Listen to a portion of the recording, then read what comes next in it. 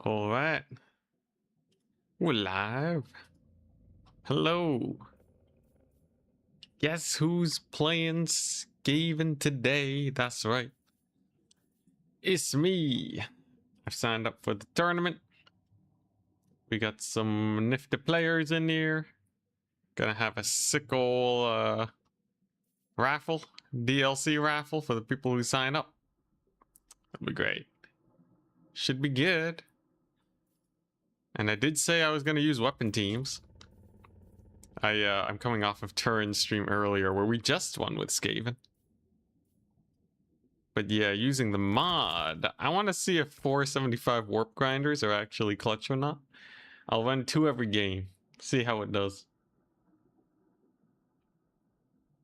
Yes, yes. I do wonder. Maybe they're right.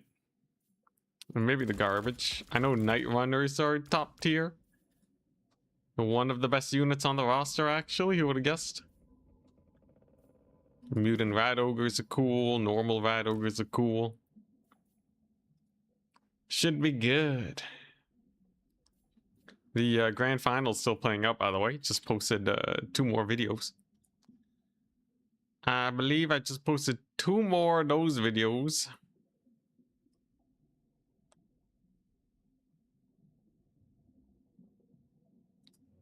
Yeah. So, that's on the second channel. And I'm up against Ponty. Hell yeah. Ponty likes to play Dark Elves in my tournaments. Yo, yo. And they're not.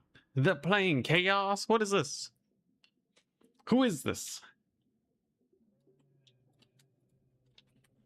I'll ban border low landing. Alright, let's do this.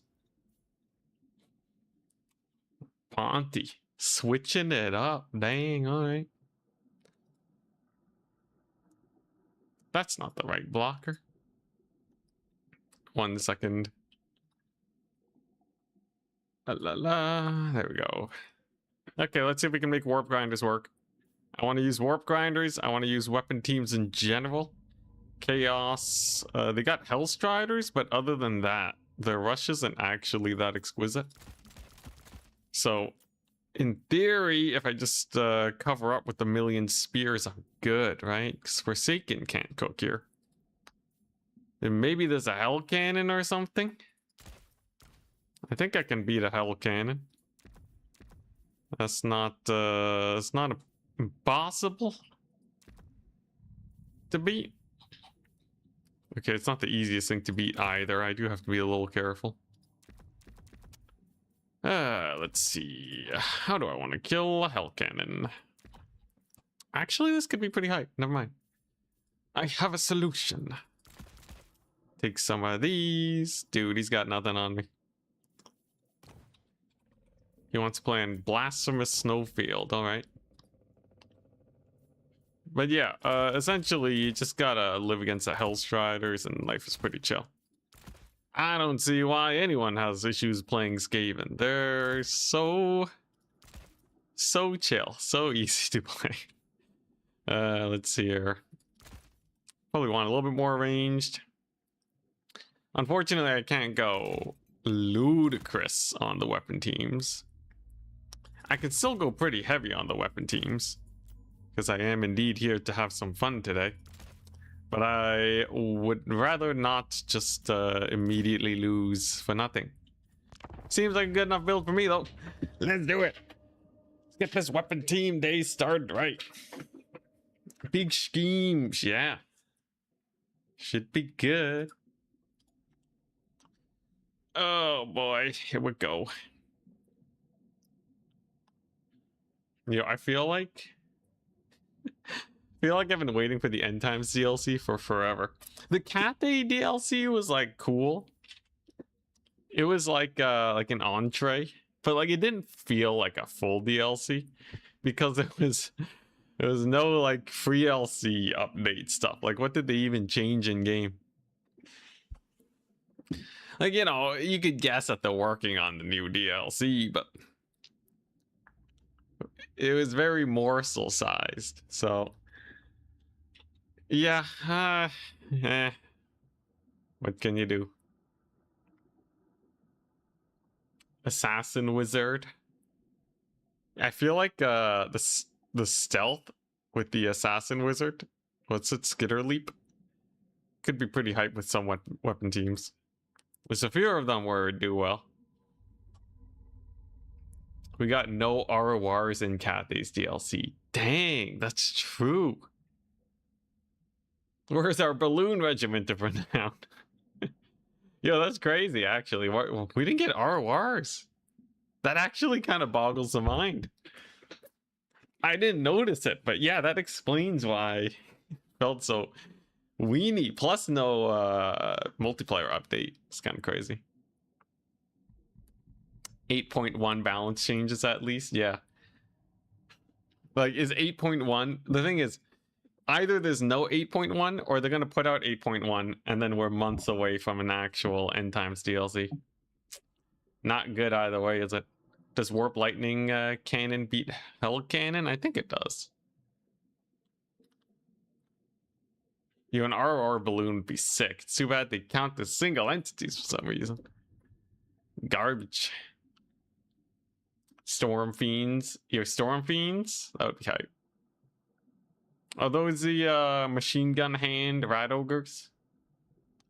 Because that basically screams man-eater pistols. Monstrous range units are just hype. Unless their range sucks. Range is pretty important.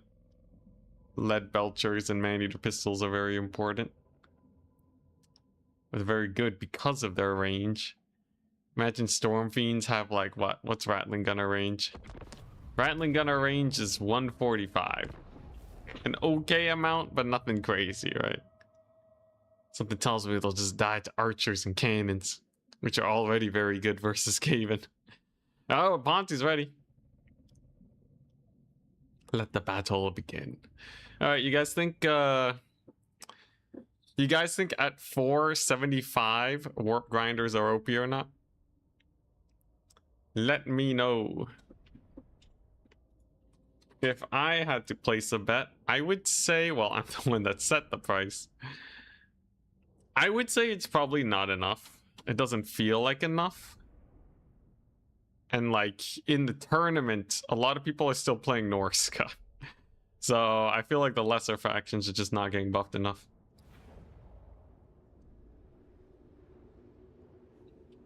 Pretty hard to be OP on Skaven. You wait and see.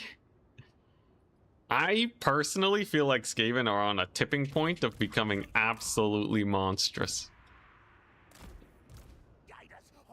In my head, there's just a little bit they need and then they become ludicrous. Maybe I'm wrong. That's what today is for. Look at this, I got some spear dudes to kill off any Hellstrider spam I run into. Got a fun reserve pool. Artillery, rat ogres, wolf rats, and hell a lot more Daka. So I was starting out with 3 weapon teams, but I got more in the cookie jar. I got 3 more, 4 more. That's 7 weapon teams. Maybe I can ramp it up. Hello from slightly warm Europe. Yo, isn't it again pretty late in Europe?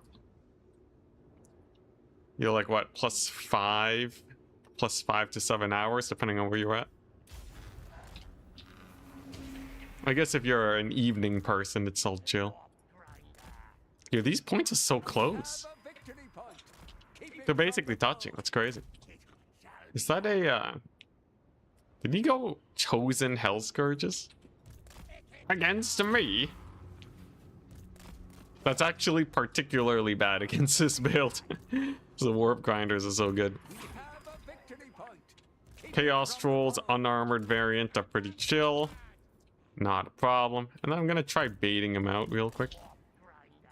I want him to advance. He's got the burning head.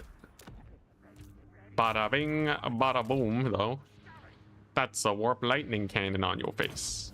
That's a net. You can't run away anymore. Huzzah! And then we just let the warp lightning cannon absolutely cook these guys. Yeah, they're donezo. Trolls, they didn't stand a chance. Ponty just trying to have fun. Meanwhile, I'm here just giving him the filth. The warp grinder filth. Also, is it really filth? Is it really filth? I don't know. I'm the one memeing. Ain't that right? At least I think so. Let's get that big ol' ability over there. Steercar is hype, but he's not the strongest fighter in the world. He does bleed. Let's kill off those units over there. Then what's he trying? Is he trying to get my artillery piece? If he is, it's gonna be a little awkward. Cause I got dogs on him. We got the dogs on him. How the immune rat ogres doing? They're doing okay. Definitely gonna want to drop a big old flensing over here. The dogs are in. We're gonna. Oh, he dropped the burning head over there. Crazy. Okay, let's net these guys. Gotta be a little careful with the Ikiclaw. He's getting beat up a tiny bit. His lord certainly took a lot of damage though. And I think if as long as Ikit doesn't rout, I'll be okay. His weapon teams are getting pretty good damage in, by the way. Like those Globadiers are just cooking those Marauders. Those are Marauders, right? Yeah, just normal Marauders. Getting absolutely bullied. I feel safe enough to get another artillery piece too. Steer car is down for the count. And with essentially nothing left, I think we got him. Pretty sick, I must say. Can I get a kill on steer car maybe?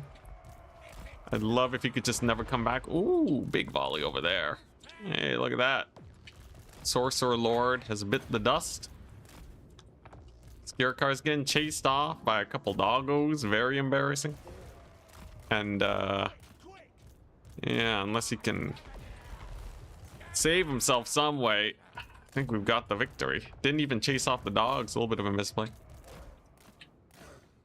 I think his lord might rally though. If he does, I can always just shoot him to death.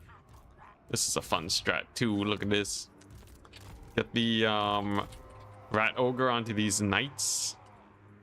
Oh, rip steer car. Yeah, try and bog them down. And then once they stop moving, get some sick magic on their faces. That should work out pretty well, I think. Boom. Pretty good warp lightning. Not the best though. Could have been slightly better. It's fine. Are we gonna be able to get the murderage? That orb also didn't do much. Still though, I just have a massive army lead. It gets on the chase. I can start spamming rattling gunners for the lulls. Life is good. Life is very good. Honestly, it all started with that troll route. Those trolls got obliterated. Yeah, Ponty with Chosen though. Ponty does have a pretty big draw towards off-meta stuff, which is why we see all these weird shenanigans. Interesting, someone's Marauders. Those Marauders are not going to get to the fight in time. But yeah, no Hellstrider spam, no nothing crazy. Just like a vanilla Lord and some Chaos Knights. I wish Chaos Knights were better. These are the Chaos Knights of Slanesh. Oh man, they're not even doing that well though. They can't get cooked. And that's because Chaos Knights are so bad. They're one of the only units that is still bad even with the Mark of Slanesh. Although you could say the same about the Marauders. Poor Marauders got kind of wrecked. Dang, those Chosen. They routed off my Rat Ogres. I guess that kind of makes sense. But can their elite fighting skill defeat Bullet? I don't think so. Very likely not. Look at that. I wonder if bullets in 40k will be the same speed as Rattling Gunner shooting. I sure hope it's faster. I feel like bullets are a little slow sometimes. This was good though. Chosen got wrecked. This is a wild build. This is a wild build. What is this? Double Chosen, 3 Marauders, Steer Car. Like I don't know what build this would be. I'm sorry, Ponty, but like a Skaven frontline will last forever against Hell Scourges. And they're so good at killing elite infantry. I guess they're kind of fast. I think if the knights were good, then he would overrun me with cavalry, maybe. It's brutal, though. Brutality. Now we wait for our next opponent. Give Chaos Knights magic attacks. That'd be cool. It wouldn't make them good enough, but it'd be cool. Right now, the issue is the gold per HP is really bad on them. I think they should have more HP. The horses are massive, right? Just give them like 9,000 HP. I don't care, you know, just something ludicrous so that they can actually not die immediately. What's their current HP? Let me quickly look. So like a Chaos Knight has 8,000 HP, which is a lot for 1,300. So 8,000 for 1,300. If you look at like Dark Elves, they have Cold One Knights, and I guess they don't have that much HP. But like Cold One Knights have the deeps, so they're actually shot cavalry. The thing is, after 1,000 gold, you can't really be shot cavalry anymore. You're just too expensive. You can't just be sent in to trade. Yeah, I don't know. Is this the buffed price too? Did I buff these guys in my mod? Did they normally cost 1,400? The basic chosen in this mod are a steal at 1,150. Yeah, that's true. That's like Black Orc prices. It's spam.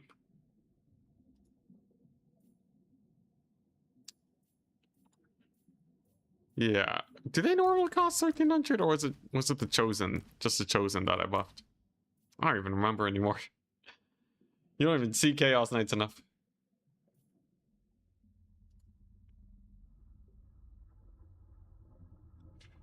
Some dude named Turn is beating you in views. Challenge him for all his viewers. I'll go hit him up. Just start, I'll do a best of 99 with Turn.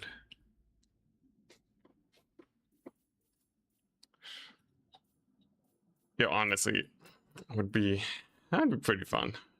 I've been doing a lot of shorter streams recently, though. The busyness is getting better. I am acclimating a bit. But, you know, I'm still coming off the tail end. Even with the Wednesday off, that was actually pretty busy. It's quite busy. I was catching up on a lot of house chores Wednesday.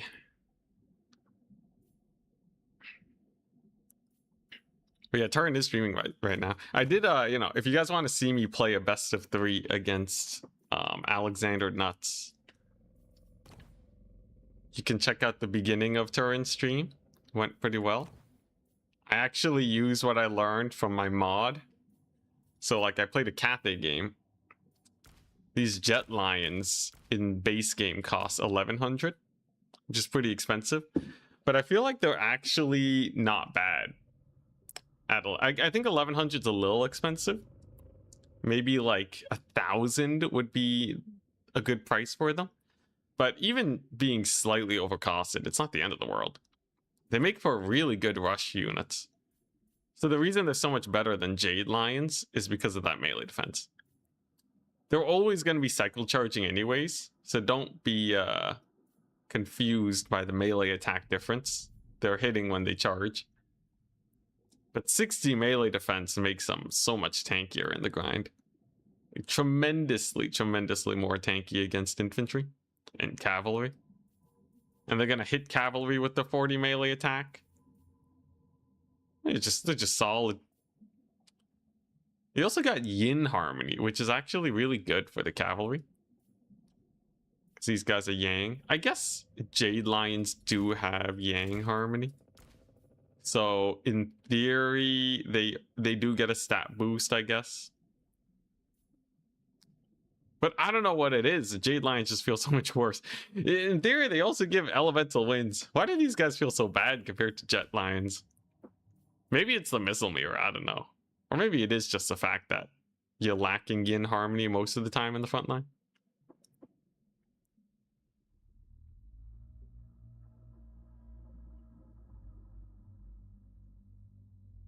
Was this Dangler played for you in the best of 3 as your lord lived? What do you mean? Oh, I see. I see. Yes. I will say, I think I'm getting better at it. But that only makes the moments where my lord gets obliterated look worse. Lords are just a resource, though, at the end of the day. Who needs them? Also, man, I really finished my game too quickly, didn't I? Against Ponty. We're both just waiting. We're both just waiting. No one else finishing their matches in time. Telling me people take longer than 20 minutes to set up a game and play against each other. All right, but this is what I really want to do today. So look at this. So the missile strength is fully armor piercing. Like, what if I just do this? Rattling gunner galore and just take him to Pound Town. Like, how do you even approach an army like this with the warp grinders? Honestly, it looks kind of terrifying. The problem is, obviously, you have no front line. But the damage is through the roof. I think any very elite army could struggle against this, maybe. Maybe, does anyone here have a good net?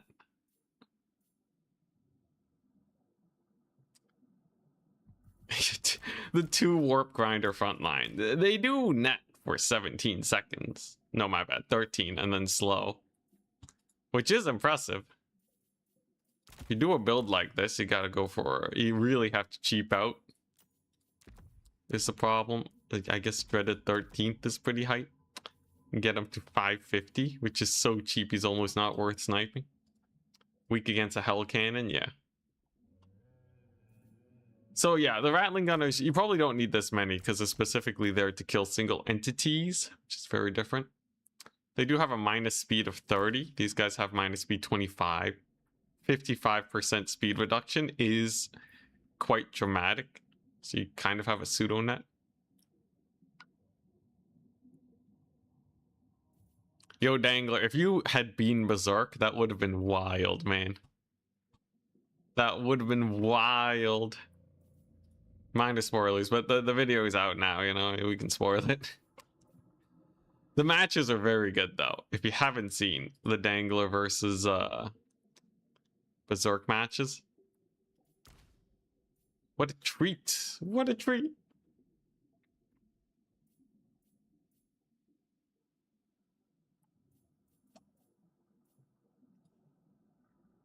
Man, where the best of 3s at? Still waiting. Sometimes people can take like 30 minutes to finish their matches. We did get a good amount of new player sign-ups, so that's very exciting. Chevrons. Nah, I want more units. Yo, I can fit Pit Fighters of Hell's Deep in here. Look at that physical resist boost. Berserk is insane, man. Berserk's a very strong player. They kind of have a thing that they like. They really stick to mobility playstyles a lot of the time. Like, even if they go for more infantry heavy, they still lean a little bit onto the mobility. So if you kind of just counter that every time you see them, it can be a little better. Still very difficult, though. But hey, even if you're in the losers bracket, you can face them. Face them in the finals if you work your way back up. I think you can. There were a couple players that had to drop, so it's not too scary. I think Berserk is probably the scariest player.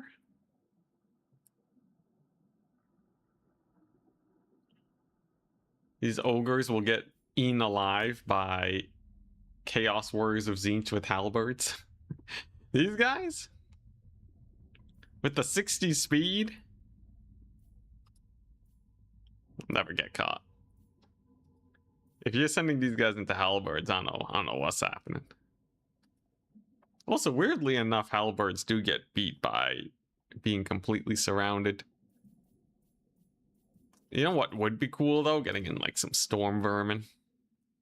Now, if we do see chaff spam, I can spam plague monks. There's some crazy stuff we can do.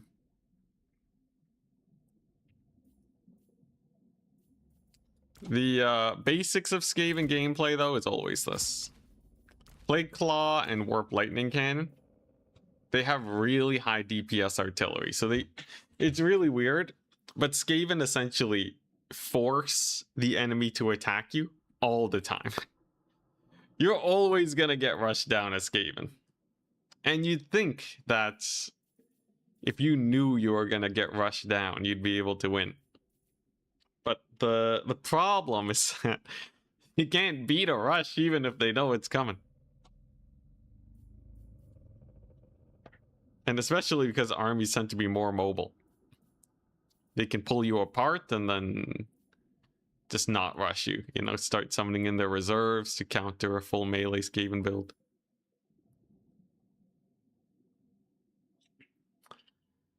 The Storm Vermin are definitely better than Plague Monks at holding chaff. But usually with the range build like this, at least the way my theory goes, is you need, what's it? Like, if you have one Storm Vermin, they're gonna hold off a 300 gold unit for like 5 minutes. And then when that unit's dead, they'll move on to the next one. A Plague Monk Sensor Bearer, that will kill off a cheap unit of Marauders in like 1 minute. Maybe on the charge if they're already softened up. And then they immediately move on to the next unit. So for actually peeling for these guys, I would say generally it's better to have the Sensor Bearers. If you have very few range units, then you go for the Storm Vermin because they're just generally better in the long grindy melee fights. They're less of a cleanup tool, and then they'll keep your 1 or 2 range units very safe because nothing can break into your box. That's the difference between these two units. Hit and run with Globadiers, that's pretty crazy. Oh, whoops. All right, Karadok. They're playing Betonia.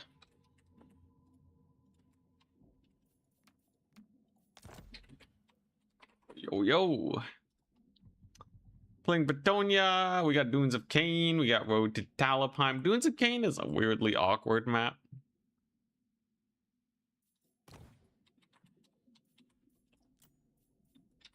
Road. Whoops. Road to Talabheim. It's this one. That's a very good map. I could ban Dunes. Well, Betonia, though. Dunes of Cain. I'll ban Changer's Madhouse. Well, that one's also really good. Man, I got a bunch of good maps. I'll ban Dunes. I'll ban the Dunes. Yeah, let's do that. Good luck, thank you. Petonia's not too bad for Skaven, actually. Maybe not for this build. But then again, what if I do run this build anyways? Okay, he wants to play on Changer's Madhouse.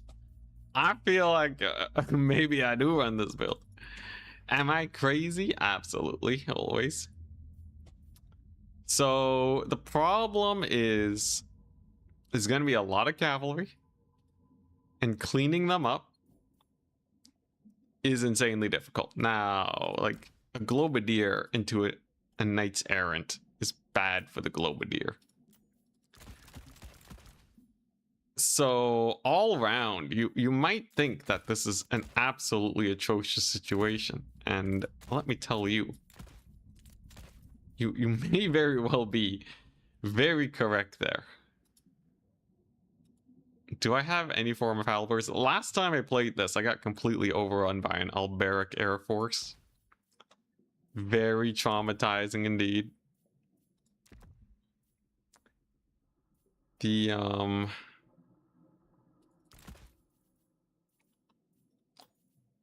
yo, why can't I find the regiment of renowned triads, bro? There they are. Okay. Very difficult find. Let's see. What else do I want? Yeah, I'm probably gonna want some rat ogres. Probably want some storm vermin. Oh boy.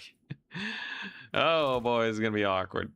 I think I'm not screwed though. I genuinely believe that I have some crazy shenanigans I can pull off against Bretonia. But one must be extremely careful against them. Karadok is no slouch, but it only takes one misplay. And that's kind of the theme of this build, of all my Skaven builds. You're really just trying to tease out the maximum number of misplays from your opponent. Because losing even 1 or 2 units of cavalry is enough to fall behind. To put them in a weird situation that they're unfamiliar with. Purple globes into cav. They're also pretty nice. The thing is, they're probably going to do only slightly more damage than the Poison Wind Globadiers. The cavalry's probably still going to make their charge. But being more expensive leads to you trading down in the cash situation a little harder. At least if the Globadiers trade evenly into the cav and they sacrifice themselves to kill the Globadiers, at least it's fairly even. It's like 700 gold versus 650. But yeah, with this, it's a little awkward. Oh boy, they're ready. Okay. All right, you guys think I can? You think I can hold? You think we beat Bretonia here? I think as far as maps go, this is actually the best map, which makes you really question why we're on this map. I guess it's really big, which is traditionally quite nice for Bretonia. But in my head, artillery should just cook.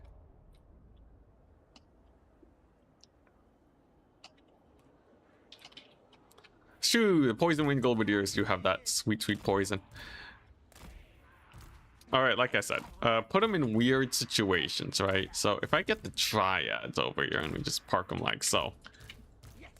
And then I just have overlapping gunfire, the Vampire Coastway, along with some of these guys to cover them. A Lord with the dreaded 13th spell and literally nothing else. It's hear me out. Be good luck, have fun.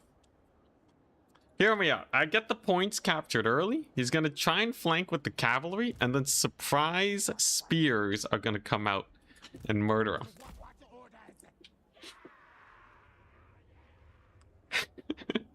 Yeah, I just really wanted to play 40k. There you go, you got it. But yeah, I want to capture these points in time. We're gonna see some mounted yeomen. That's not a big deal. We'll just run for our lives. Hopefully he doesn't notice that I had triads there. But you know, yeomen do get countered by the rattling gunners. Fun fact. Dreaded 13th is good at countering, or it combos with the net. It's guaranteed to line up. Whoa, you see that? Oh my goodness. We got a blessed trebuchet, but I have the warp lightning cannons. So they're gonna start harrying his skirmishers. Is that a quad treb build? That's insane. Okay, so he's gone quad treb. We've come into an artillery fight, it appears. Both sides have decided that indeed they are absolutely insane. No, juke it. All right, they're doing pretty well. Let's get the gunners over there. Triad should be able to defend fairly well. You gotta be real careful with the dodging, but if you do it just right, you barely take any damage. Hopefully I can get a few shots here on the Louis. Oh, oh, pretty good dodge, pretty good dodge. He's also dodging though with his big ol' few skirmishers here, but because these are warp lightning cannons, they're pretty good at landing hits. Gonna get another unit of artillery out. Let's get that going. Just gotta keep maneuvering. Oh, those rocks are terrifying. If any of them hit me, it's a bad day indeed. But hey, dodging at max range is pretty chill. Look at that. Who would have guessed it? We're doing pretty well for ourselves. We can get some rattling gunners on the far side, able to shoot them up. Use the triads over here to capture that point. Ooh! Man, these shots are so close. It's so close to getting me each time. It's very terrifying. He got one of the rattling gunners. Very nice indeed. But my artillery is cooking. You gotta admit, the artillery is getting some pretty nice damage off. Lewin's trying to make a play, alright. But overall, I think I ain't doing too bad. Let's stealth these guys. Ooh, there we go. Big volley on the Louis. Very nice. We have yet another artillery piece here. I just have to spread out. And then I should be able to secure this point very soon. Unfortunately, we've lost a unit over there. we're just in a massive artillery fight. What is this? The thing is, those are all blessed trebuchets. Quite expensive. Value trading wise, he's a little ahead because he's hitting very expensive units. I don't know how that pans out for him in the long run. Very hard to say. Whoop, just gotta keep dodging. Just gotta keep dodging. Here we go. Securing this point is very good for me. Lewin's taking damage. Of course, he heals. We're kind of just playing on all fronts here. Trying to outmaneuver outmaneuver each other. It's very difficult. These trebuchets are... They shouldn't be landing too many hits, though. What's this lady doing? What does she have? Uranians and Wind Blast. Okay. Probably gonna lose one of these guys. I gotta start thinking about desummoning, too. Weirdly enough. But yeah, desummoning will be quite important. Ouch. That chain lightning actually did work. Okay. Good to know that it can do so much damage versus my guys. Oh, and I got night charged. That's a whoopsie daisies. Bit of a whoopsie daisies. Gonna get a few units bullied there. Can I catch these guys though? If he doesn't see this side and my triads get the jump, that's actually quite magnificent. And indeed, they do get the jump. It was quite magnificent. Very good to see. This ain't half bad. He has a couple archers, yeah, but they absolutely died to the Globadiers. Look at those guys. Look at these fools. Knight's getting bullied. Wondrous. And so far, so good, I'd say. It ain't too bad. I just gotta keep on holding up the fort. These guys gonna catch some knights, maybe? There we go. Okay, we caught some knights. That should be a fairly nice trade-areno. How are those trebs doing? Still not hitting too much. We are at, like, basically max range. Lord has to be a little bit careful. Unfortunately, they nerfed the range on the dreaded 13th. Not nearly as good anymore. Very sad. Much sadness indeed. This Pegasus Knights? What in the world? Okay. The guy's gone for Pegasus Knights. How oddly terrifying. Ooh, okay, those guys got bullied. If I can just brace up here and they don't know, that could be magnificent. But Pegasus Knights are a little awkward. You see. Yeah, they're a little awkward. Ooh, cancel the spells. This is a real back and forth fight we got going. Pegasus Knights again hit up pretty bad though. They really don't like the artillery. Skaven with their superior artillery are cooking. He's going for my lord. Makes sense. Can I get a big spell on those archers? We shall see. Let's go over here to bully some of those knights. I don't know what my lord is doing. Alright, he's getting his spells canceled. That's not pretty. I am going to be able to kill off a few of these guys, though. Here's the thing. Pegasus Knights are on top of my artillery. This is not the end of the world, especially because that's just a Plague Claw. But also, it is not too pretty either. The thing is, though, can he stop me from just diving his artillery? Can we both just dive each other's artillery? I don't know, we'll have to see. Oh, crap. No! What crashed the game? No! Oh, what the crap. Was it the ability on the warp grinders? Is it bugged? Oh my goodness. We had a proper game going. He did have apparently a 4,000 value lead though. I don't know if freaking. Oh, there you go.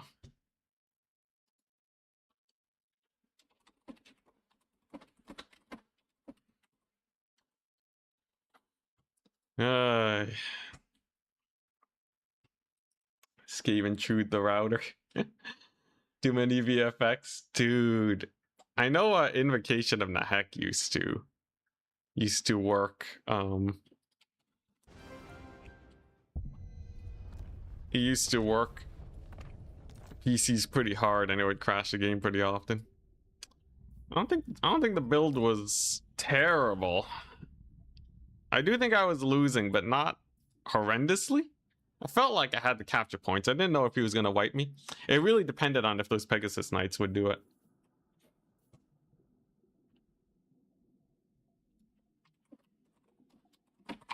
Alright, it's fine. We'll rematch him later. I'll give him the win. Just because he was ahead and it was a game crash. But, I don't know. I feel like we were tussling. It was going to be pretty hard to dislodge these Triads. Especially if his artillery ran out of ammo. The problem is, it really depends on his reserves. If he had a bunch of cavalry reserves, he could have captured the points. If it was mostly range, he might not have. It's hard to say. The Ethernet cord pull tech. Dang, that's unfortunate. You know, if I just had ludicrous artillery, though, just like 5 warp lightning cannons in reserve, I thought this would be enough, but dang, that was a lot of trebuchets. It was a whack load of trebuchets. I actually didn't have that much skirmish potential. It's one of the reasons why these guys, the Night Runners, are better than the Rattling Gunners. All good, though. All good. Giselles. Oh yeah, Giselles would have cooked. Had basically nothing versus Giselles. Yeah, the map's kind of awkward for some range units, though. Those hills were actually quite disadvantageous for me. I was noticing.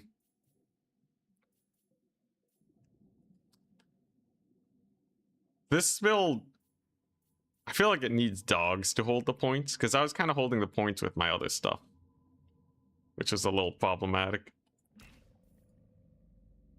Very slightly problematic, I must say. Alternatively, I could use Doom Flayers. Unfortunate. It's okay though, I'm basically guaranteed to make top 4. Man, I swear though, I'm pretty sure it was the Warp Grinders.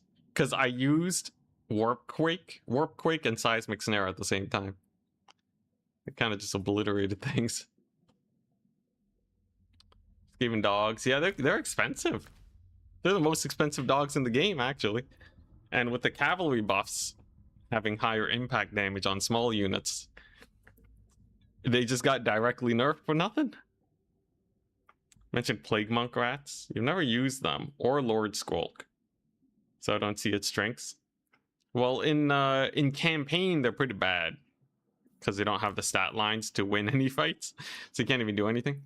They're also here to clear chaff, which is not something that you really need in campaign.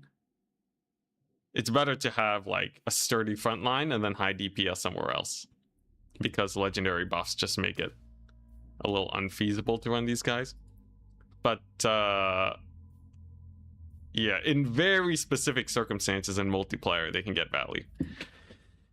In very specific circumstances in multiplayer. So even if you do play multiplayer, you're not going to use them very often. And these guys are just bad. Normal Plague Monks are just bad. So you are correct in that. Wolf Rats next patch 400. That's pretty extreme. It could elevate Skaven though, and it would be interesting for sure. Maybe. I think the Warp Grinder buff is cool. I might make them even cheaper just to see where it goes. But yeah, like having like cheaper Wolf Rats could do. Would be fun to see like a cheaper Hell Pit Abomination. I would love to see more monsters, more big monsters in Domination. Right now they see basically no play. So like a Hell Pit Abomination at 1600 could genuinely be quite terrifying. We'll have to see. Utrecht campaign. Yeah, in campaign, definitely. Don't run Sensor Bears. I think they're worse in almost every way compared to Storm Vermin. In terms of like what you're facing in campaign.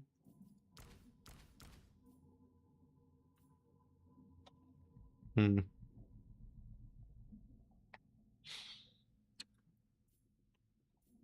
know, I kind of wonder how do I want to beat that Bretonia build? I think you can definitely just capture a bunch of points and sit fairly happy. It is quite the extreme Bretonia build. They're kind of expecting you to not rush them.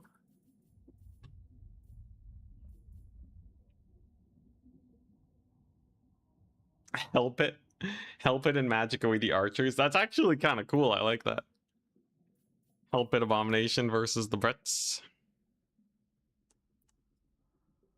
If this thing, you know, weirdly enough, I feel like it still routes pretty easy, despite having 90 leadership and a whack load of HP. I don't even know why. I guess it just takes a lot of damage. Very easily surrounded, big hitbox.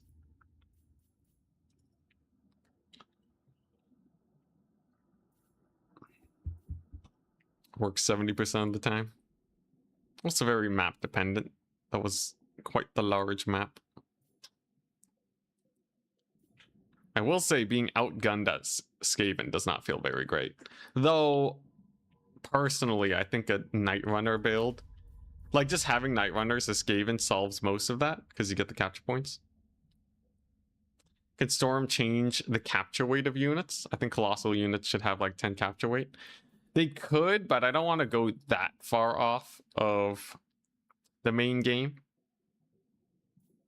Because I still want the information to be useful, right? It's really easy to translate like, oh yeah, like this unit is more expensive on the main game by like 200 gold. So I'm losing 200 gold when I summon it. Welsh Lion. But yeah, it's very easy to do that. But if something has like a tactical difference, it's very hard. But like absolutely Storm could change the capture weights. If I could be convinced one day, I'll do it. But yeah. I don't know how many people are asking for that. It'd be really cool though if like the really slow monsters had heavier capture weight. Though when Warhammer launched, Terracottas, oh, Tomb Kings, that's a bad matchup. Putrefying Carcass, Madhouse, and Maelstrom. Okay. Ban Whirling. Ban Whirling Maelstrom. Tomb Kings, I'll see what I can do. I have a fun idea. I have a very fun idea versus Tomb Kings.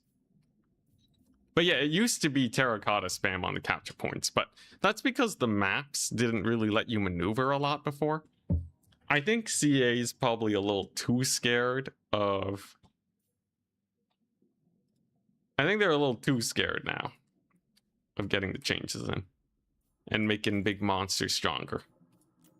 Because bigger maps just make monsters not as good anymore. Like sometimes you see mobile monster play, like with Kislev, but that's not even a common thing, really. Okay, so he wants to play Madhouse. Okay, it's time to employ the goods. Yes. Okay, there we go. I got the build. It's actually impossible to lose now, people. I foresee no issues to speak of whatsoever. Tomb Kings ain't got nothing on this. Yeah, it's pretty nice. Take me one of those. And I definitely want this and one of these.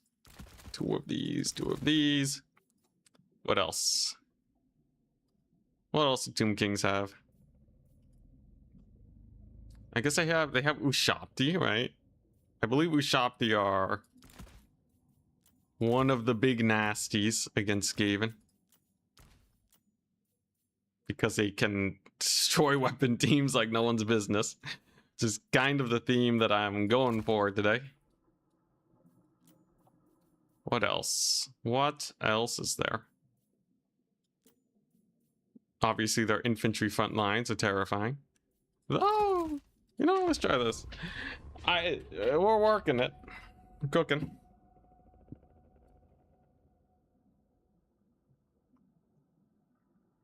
Yeah, I think the slow monsters having extra capture weight is nice. Like Rogue Idol with 10 capture weight. You can still out capture weight the Rogue Idol with, you know, you can equal it with 2 clan rats. You can equal it with 500 gold worth of deckhands. It's not that much of a problem, right?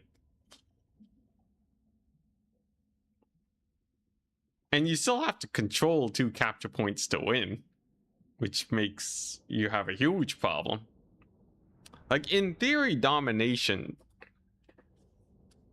should be able to solve it. It's really land battle that is causing the issues. Because if you buff them...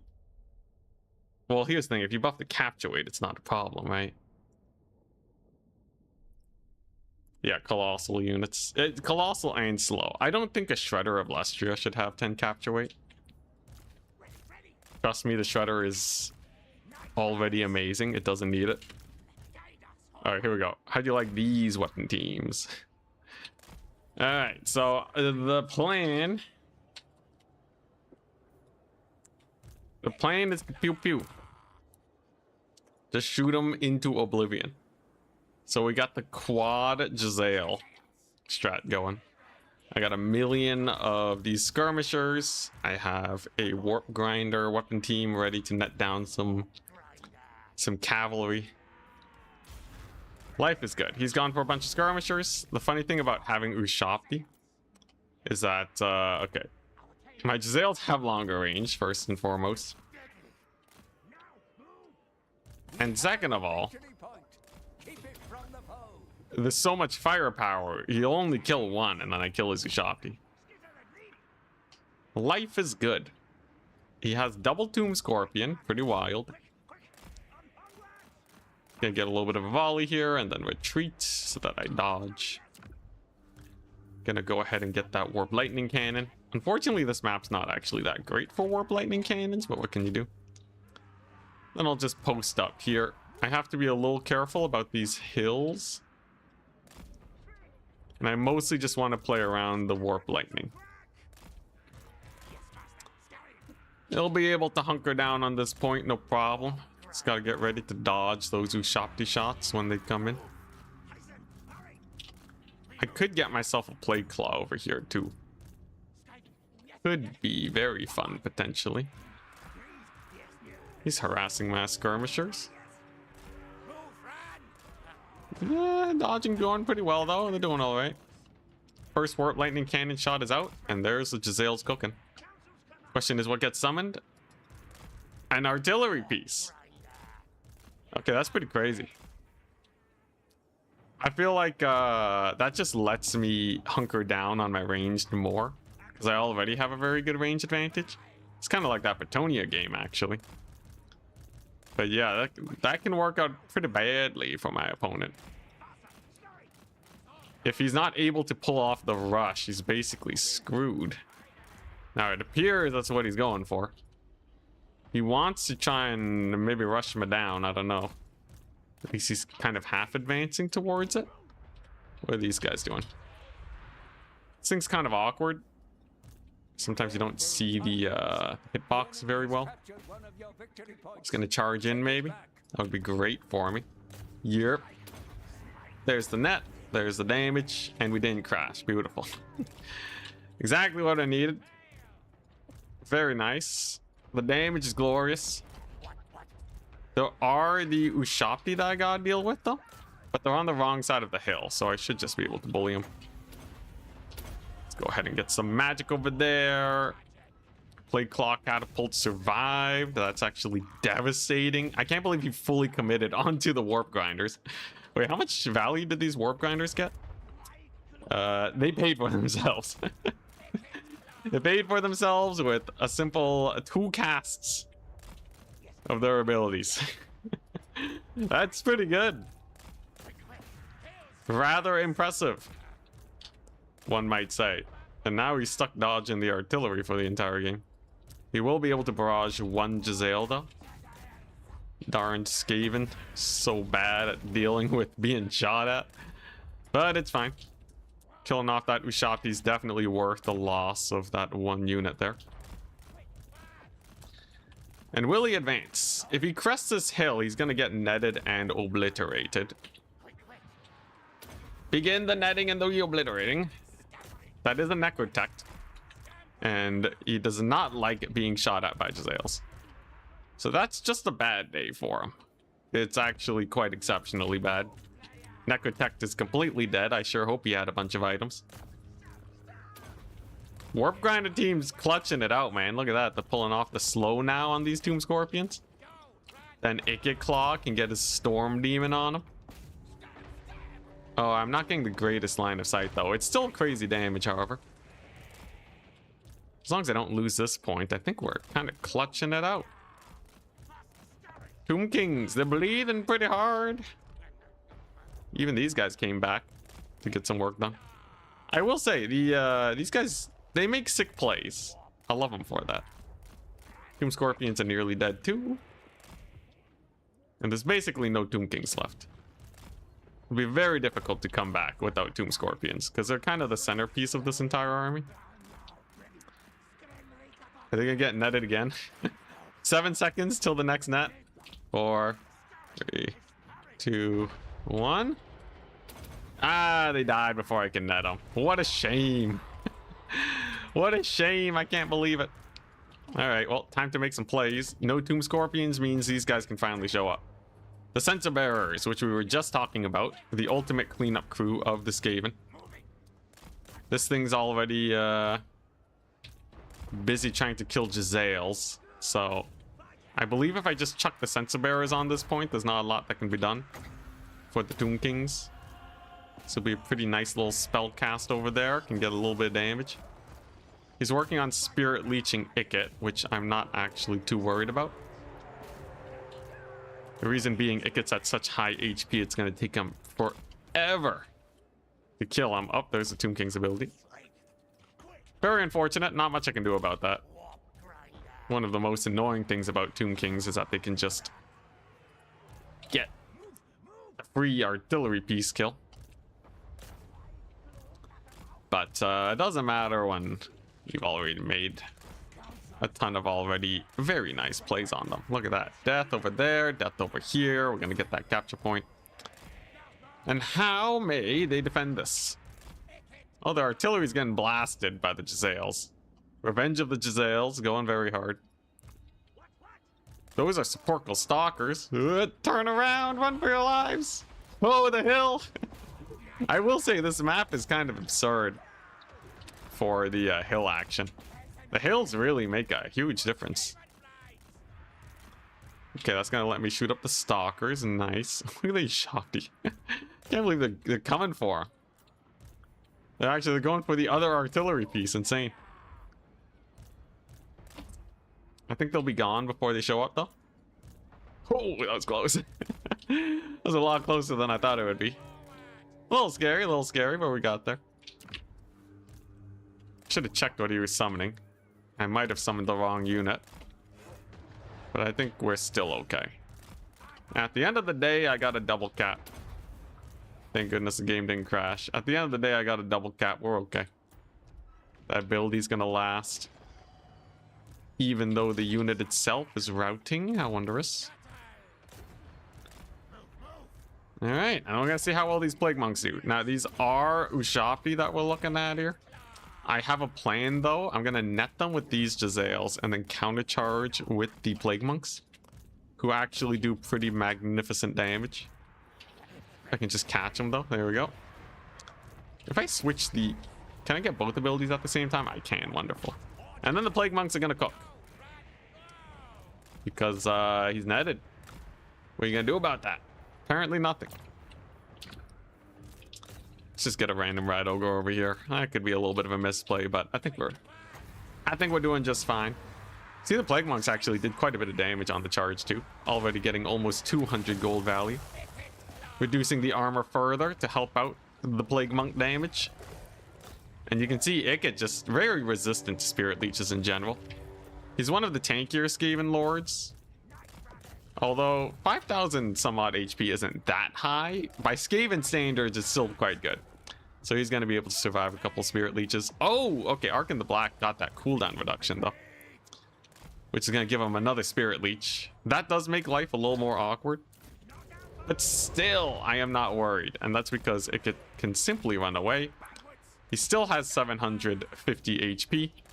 And if he needs to overcast Spirit Leech to kill Icket, I think that's just enough of a commitment to be a little rough for my opponent. I don't think they really want that. We have a very nice value lead too. And I believe there's nothing left that can be done. Just, you gotta run, Icket. You just gotta book it. Run for your life. He's doing his best. Just at some point, though, you actually do outrange Spirit Leech. It is great. There you go. We dealt with the Ushapi there. It's looking like a fairly nice victory. I also have like 2,000 gold in the bank. I don't know what I'm supposed to summon. It's not like I have a lot of infantry, and like these guys aren't amazing either. But I guess I might as well spend my money. You know it's good when you're running into money issues like that. All right, Icket, you are here to retire for the rest of your life. CA buffed Warp Grinders? No, I buffed Warp Grinders. We're playing in the balance mod.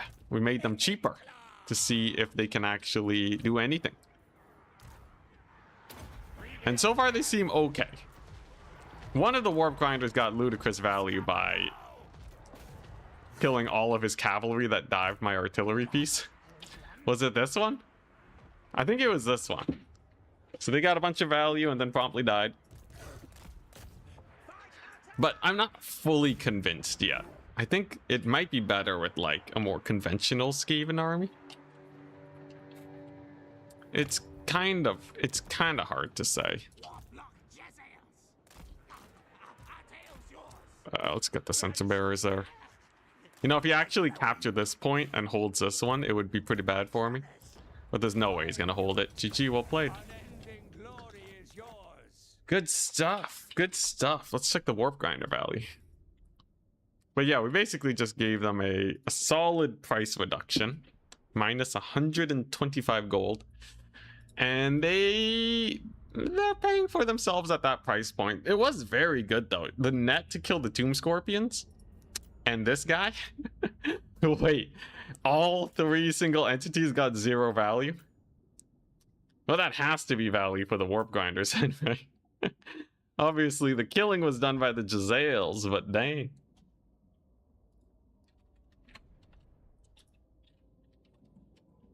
Oh my gosh, we're playing versus Obese Chicken.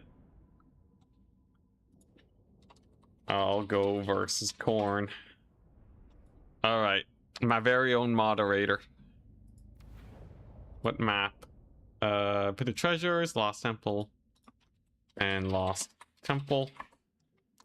Which means I assume they want to play on Proving Grounds. It should be fun. Skaven versus Khorne. Can it be done, people? When people use cavalry, why do they pile in on the side that the anvil is on? On the side that the sometimes like cavalry charges can go through your own infantry. So if you're really desperate and you just need the charge, it's not bad, because flanking around, it can really expose your cavalry. They're also like really buffed up right now in today's meta. They just happen to be very good at clearing out infantry. So as long as the infantry's moving and not braced, they tend to do really good. It's not worth it to charge a flank. It depends on the situation. So like charging the flank is not free. It's a very easy way to get your cavalry sandwiched and murdered. And typically they're charging infantry that's cheaper than them. So that can make it tough. A lot of cavalry in the game is not particularly fast. So you have cavalry that's Ban's Proving Ground, dang. So you have cavalry that just can't maneuver in the enemy backfield. They'll just end up getting caught and murdered. So those are really the main issues. But outside of that, yeah, it's generally better to take the time and flank. Absolutely. Absolutely. All right, so it's Khorne. Khorne is a little scary. Just a smidge. But they do have their weaknesses. I shall be exploiting said weaknesses. I'll have an answer to everything with this build. The only thing I might not have an answer for is... actually, I'm not sure. I guess we'll have to find out. I kind of just need shenanigans. I feel like with these weapon team builds, I'm very incentivized to take the absolute cheapest lord possible. Because I swear, it just feels like I have no defenses, man.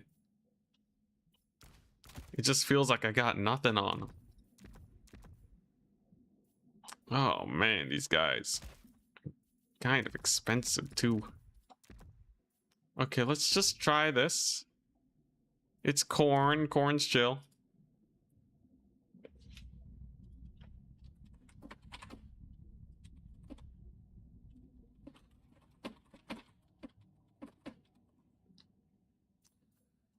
Let's see. Okay. Sure, let's try this. Khorne ain't got nothing on this. This is chill. What are they gonna do? Spam flesh hounds? Spam flesh hounds about everything?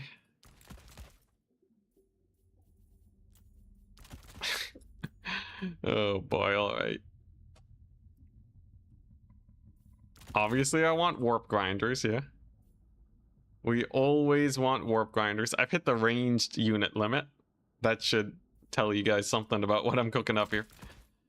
Let's see here. Maybe some wolf rats. You know, there was a Zarix Plague Monk Sensor Bearer build that actually wrecked Khorne in times past. But I don't think I got the guts to do it. Plus, it's a weapon teams. It's a weapon teams day today. I want to run weapon teams. Man, that was a glorious match, though. Seeing Khorne get obliterated at his own game. Okay, we'll go Christmas colors, red versus green. And I believe my build is done. Alright, see how this works. 20 units of storm vermin. Flamethrowers. Yeah, I wish the flamethrowers were better. But they feel so janky, and I don't even know why. Their deeps just is not magnificent. They get outclassed by the Globadiers. And they're such similar units, too. It's very hard to, like, build a distinction. How would you even balance flamethrowers versus Globadiers? You can't make the flamethrowers high in normal damage. That just doesn't make sense. You'd think it'd be good versus armor. I guess you can make the Globadiers weaker versus armor. And then they're supposed to clear chaff and the flamethrowers kill more elite stuff. But you'd have to fundamentally change the flamethrowers quite dramatically for that to happen. I don't know. We'll theory craft it later. I got a fun build. So this is the Death Globe squad. In fact, this is just the Globe squad in general. We got Lord. We got some spears. I got some Jezzails. We have some Furies, but that's what Howling Warp Gale is for. I got dogs to chew them up if they land. And it's... it's a triple Wrathmonger squad. That's not good. Yo, you brought triple Wrathmongers? Against this? That is basically the worst thing that I think they possibly could have brought against this build. If I lose this one, I will be flabbergasted. That doesn't mean that I can't lose. Trust me, there's plenty of ways.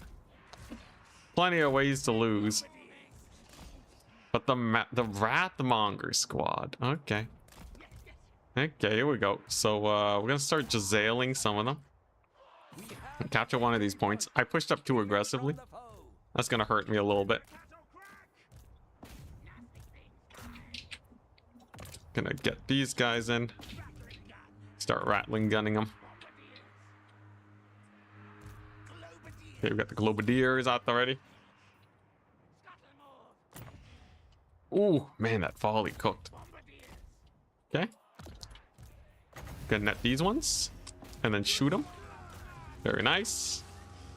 Look at those bullets. They're cooking. The Death Globes hit the dogs. The Death Globes have indeed hit the dogs. And the Wrathmongers are getting cooked. The Furies are getting cooked by the Death Globes. Very nice. Over here I have nothing to defend the guns, unfortunately. But it's still going fairly well, I'd say. The Wrathmongers are... Wrathmongers are ultra dead. Furies just got mulched. Yeah, this is just a very unfortunate game for Khorne. This, I would say could not have gone worse. I'm sure it could have, but this is pretty bad. Oh, the Valkia Spear, let's go. Honestly, Valkia showed up a little late. That hurt her very hard. Oh, those Marauders, dude, the Death Globes are cooking so hard. All right. And the Wrathmongers are no more. Obese Chicken. I'll make sure to PayPal you later. Oh, man. Oh, look at Valkia. Didn't get the net off. She did manage to land. Is this enough, though? Is she gonna die? She's gonna get Death Globed. And he taps out. GG, well played. Well, that was unfortunate. It was very unfortunate. Oh, no. Death Globes got a lot of value. Those Wrathmongers barely saw the front line. One of them got a little bit of fighting done. Yeah, the Bloodwake Berserkers, 77 gold. You just can't walk into that, man. Oh, no. Flamethrowers make more sense as chaff clear. Then what do the globes do? Maybe they do less damage but more to armor. I don't know. That was fun though. We got a nice shooting gallery. Top 4 should be started soon. Should be fun. All right. If you had a blood speaker and used the can't die ability, it could have cooked. Would it? Would it though? Yo, those poor Furies. Okay, wait. How? Because the thing is, being at 1 HP is not that great. You just die immediately after. If he used it, it would last... 25 seconds is not bad, actually. The thing is, though, immediately after this goes away, they just die to 1 poison wind globe. And I think that doesn't work. Like, it helps a little bit, but it is not enough. If you use it on the Furies, they'll die immediately too. And you have to pop it early. You don't get the full 25 seconds from when the unit would have died. So either you have to choose to lose some entities and extend the duration, or you use it early and you have less duration. And like 15 seconds, not much. I don't know. It is good though. Like the ability is genuinely good. Just I don't respect it. I'm sorry. We got Wrathmongers tied to weapon teams. Yeah. Even the Poison Wing Globadiers did very well against them. Which means I might be facing Karadok later. Exciting.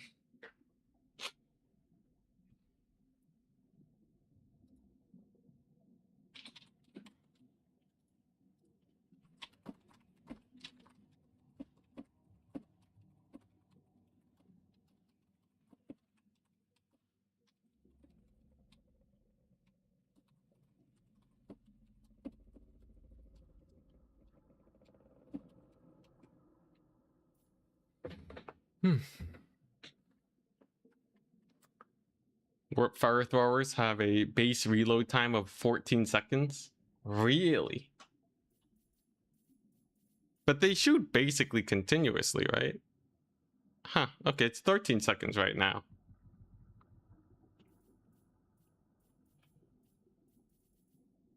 I don't know how it works. I think, you know, flamethrower units in general, they tend to spread their damage. They tend to spread their damage out.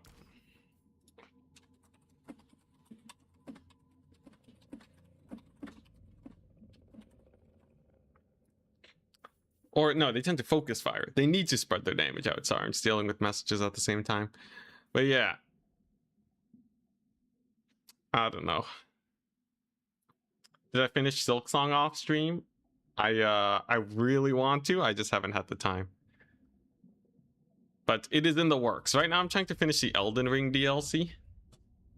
I'm in the midst of trying to beat what I believe is the last boss. So no spoilers or anything.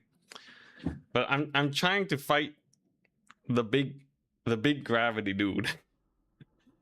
And he's cooking me. He's cooking me, man. Oh my gosh. I can beat phase 1 easily. I'm a parry master.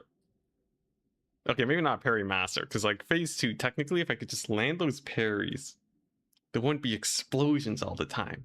Dang it, man. Oh, it's so fun. It's so fun, but so brutal. It took you 60 tries. I imagine, based on your play style, it could be easier or harder. It depends on the build.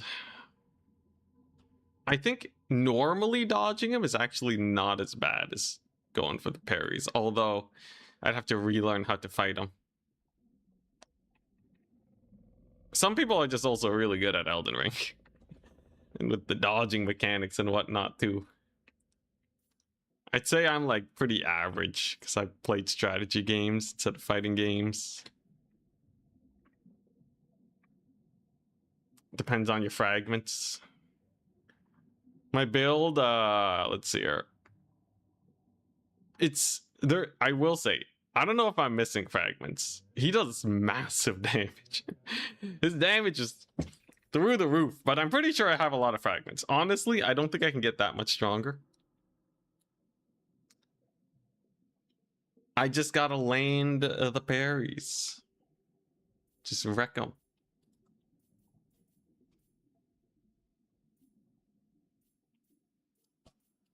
My weapon's also a little slow on the attacks. I'll get him eventually though. And then I beat Silksong. And then CA gives me access to 40k. You think they'll do it? You think you think we'll get sweet 40k? I like, you know, if I had to guess, what it would be like, they release the end times and then 40k comes out 2 months after. 40k is coming out next year, right? It has to, Because here's the thing. In September, we're getting Dawn of War. They're not going to release at the same time as Dawn of War, right? I will be playing Dawn of War 4, though. So you know what? Maybe I don't even have to worry about CA. Dawn of War in like, what, 3 months? Easy peasy.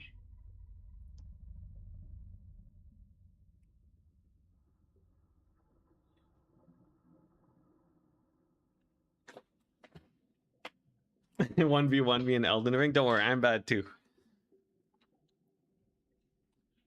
September 16th, dude. That's kind of close. Wait, that's like what? 1, 2. That's like 2.5 months away, dude. Dawn of War is close. That's kind of near. Okay. Honestly, I would be very excited to try it. Want to make one of those longer edited videos for it too, which I'm still so behind on. Though I might be able to get a sponsor. If I'm lucky, I can get a sponsor for it for my next video. And even if it doesn't do well, I can still get paid. Fingers crossed. Fingers crossed, because I could very much use that. Especially because once you get a few sponsors, sometimes they do ask you if you've done a lot of sponsors before. So it's good to have some videos that you can be like, look at this, look at how well I handled it. Be perfect. That's just business though.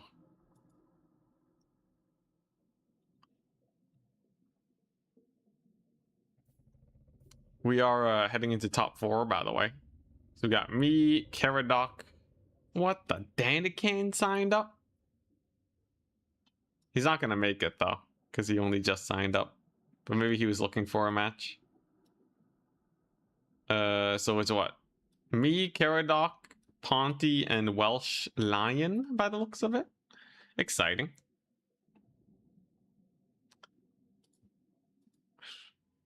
Unfortunately, I think Danican might be in, like... They might still be around, but last I heard, they might not be able to hard grind Warhammer for a bit. Very unfortunate.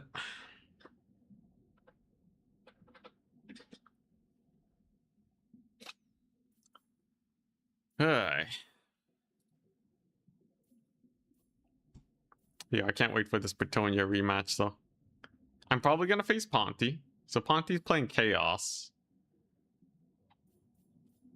Honestly, I do kind of wonder if, like, mass artillery builds work for Skaven. Like, Plate Claws are so hype, but they're just not Tomb King Screaming Skull catapults. I believe they're more expensive, too, which is just ludicrous. Yeah, they're more expensive. They're more expensive. And they can route, which is very problematic. And then you don't have the horsemen to capture points in the late game. It's just bad all around.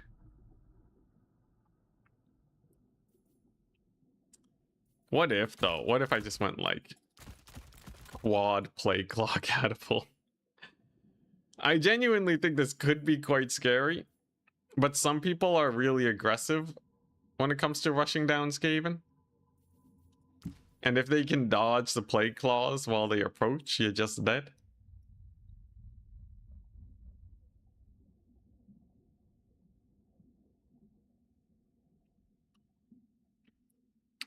Double Plague Claws peak, I raise you quad. How would you even defend this, though? Obviously with Globadiers, right? You just make a Plague Claw box, Globadiers surrounding them. What are they gonna do? Rush in with the cavalry? Immediate death. Oh, posture? Oh, yeah. Yeah, I got the slouch. I do a bit of shrimping myself. I need to do some exercise too, honestly.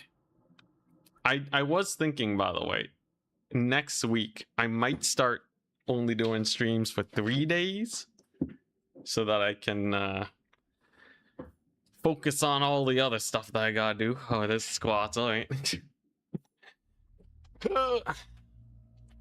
But yeah, I'm gonna probably take it easy for a bit. Much as I want to do the 5-day streaming schedule, because I also have coaching sometimes too. There's too many projects. And there's not enough content right now. But I will still be posting a ton of Total War stuff. Unless Dawn of War completely takes off. I don't know. I don't know how I'll actually do though. Because like Dawn of War 3 wasn't exactly. I think 2 more squads? Dawn of War 3 didn't launch well, right? I think people widely agree that Dawn of War 3 doesn't exist. That's a bad sign. That's a very bad sign. So I'm just gonna observe. I'll just observe and see where it goes. Dawn of War 4 better pop off. Yo, Games Workshop. They've been really leaning into their 40K advertising lately. I think they are really hoping that these games do well.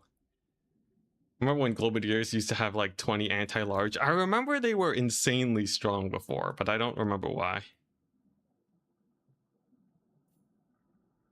Why don't people play expanded roster? Kind of new to this multiplayer thing. Oh, extended roster. Like, yeah, like down here. Very unbalanced. So, if you look at the Tomb Kings, you see these Storm Riders? For 900 gold, CA has given the Tomb Kings, look at those melee stats. The cavalry that is close to this unit is Grail Guardians. I don't think I need to say much more, right? This unit is only a little shy of Grail Guardians. In fact, let me just bring up the unit. This is an 1850 gold unit. And we're going to compare them to the Storm Riders. They are shy 6 melee defense. I guess they don't have the armor piercing damage. But they have 60 entities. They have 50 charge bonus. And they have almost 2,000 more HP. They can live longer than Grail Guardians. So even at the same price, it would be quite nasty. It would be a comparable unit. Maybe slightly weaker. But at half the cost? Yeah, nah, man. Nah, they're cooking. Yeah, I guess the Perfect Vigor really is worth, how much? 1,700 HP and about 900 gold. I know you're memeing, but man, that's crazy. I don't know how CA came up to 900 gold for this guy. They're so insane. Nagash could conquer the whole world with Storm Riders. Just keep raising these guys. Screw the other Tomb Kings.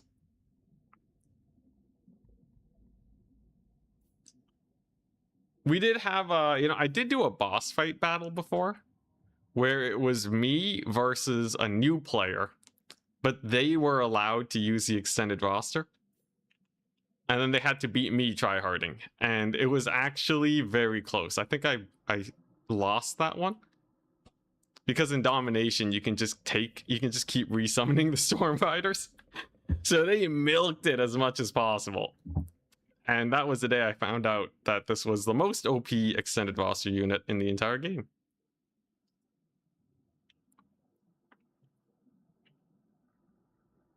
Yeah, Perfect Vigor is really good for cavalry. Especially because they get tired after like 1 or 2 charges. And especially when they lose out on charge bonus, that makes quite the impact. Oh, we're doing an extended roster tomorrow. Yeah, I think I did want Trizik to manage some fun new player tournaments. Try to get some people into the scene. So the plan is Trizik's going to host a tournament. I won't be streaming it, but the best replays from the tournament are going to get sent to me to cast on the main channel. Extended roster isn't busted, it's just not balanced. So some of the units suck. Some of them are really good. Some of them are balanced. It's kind of weird. But yeah, Storm is going to send me the best replays, and then we can go ahead and cover it. And then, you know, just like a nice stepping stone thing at the end of some streams, I might do some free-for-alls, which could be fun. You know, just the chill stuff.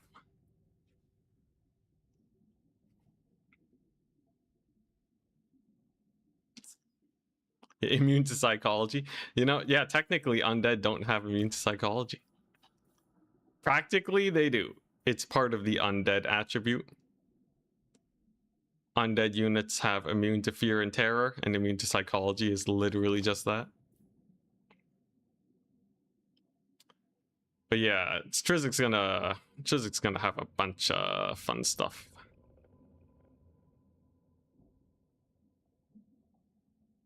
Where's the extended roster tourney posted? I would imagine you would have put it on Total Tavern, because I'm super busy. I haven't been keeping up. So all details and organizing will be on Trizik's end.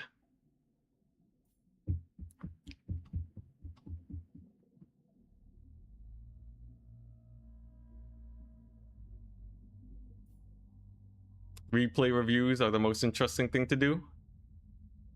After yeah, I like replay reviews. It also gives more diversity than what I'm just playing, you know. We're really focusing on Skaven today. But I personally do need a little bit of a break.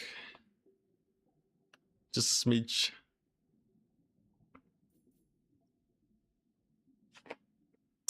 Are you setting it up right now? Hell yeah.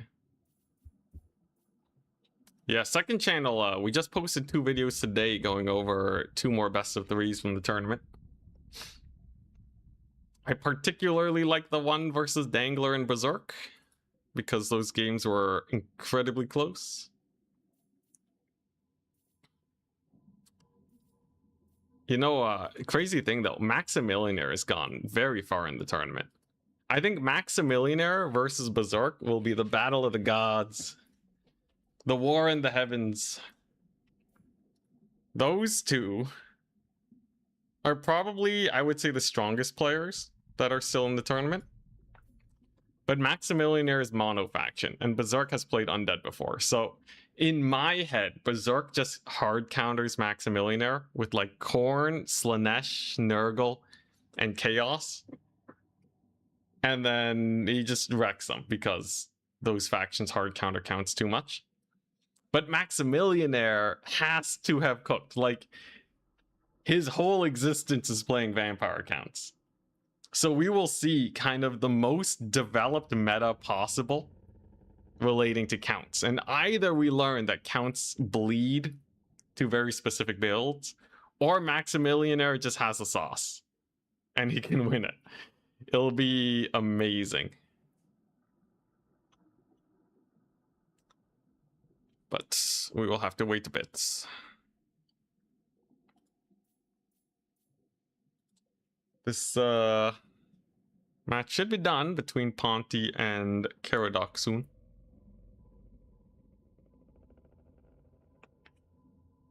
I think most likely I'm probably gonna match with I'm probably still gonna match with Ponty. I'm so tempted to do this build versus Ponty too. You never played Warhammer? How hard would it be to start? Not hard to start at all. There's actually a ton of players that don't know what they're doing. Even though multiplayer scene's been around for a long time, there's just a constant inflow of new players. So if you are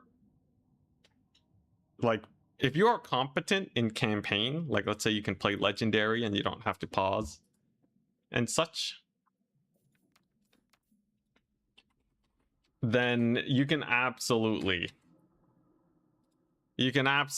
play multiplayer games. You just hop onto ladder and just throw together a build that you see in tournaments.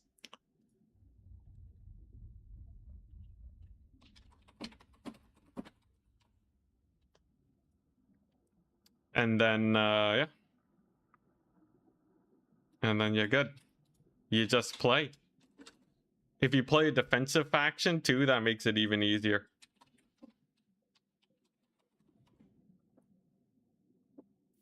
I think he's gonna want to play on Celestial Lake. This looks fun to play. I would recommend it.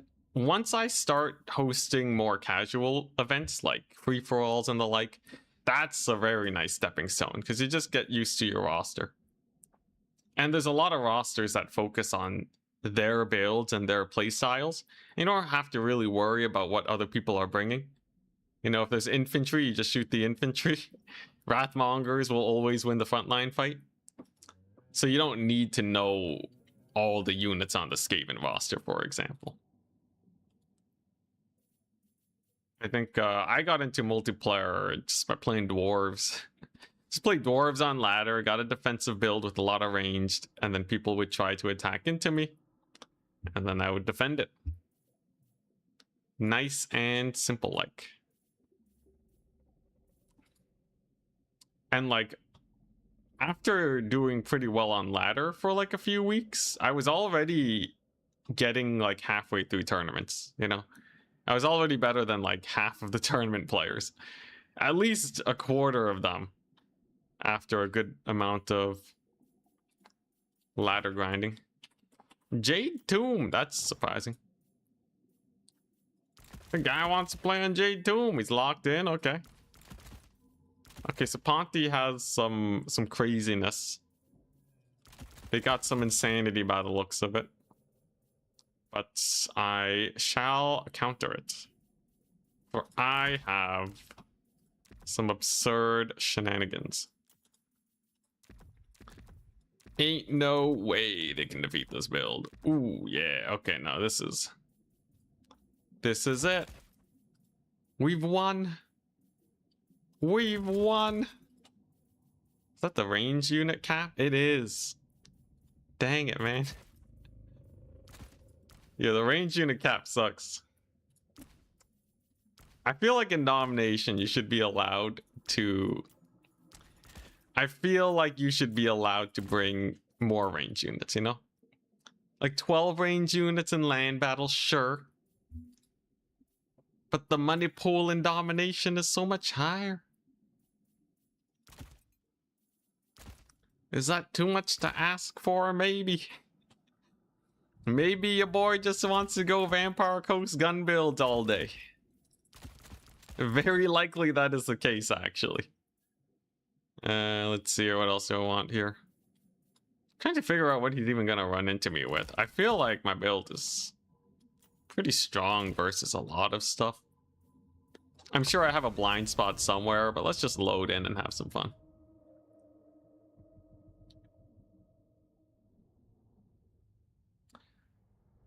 Legendary players are above average.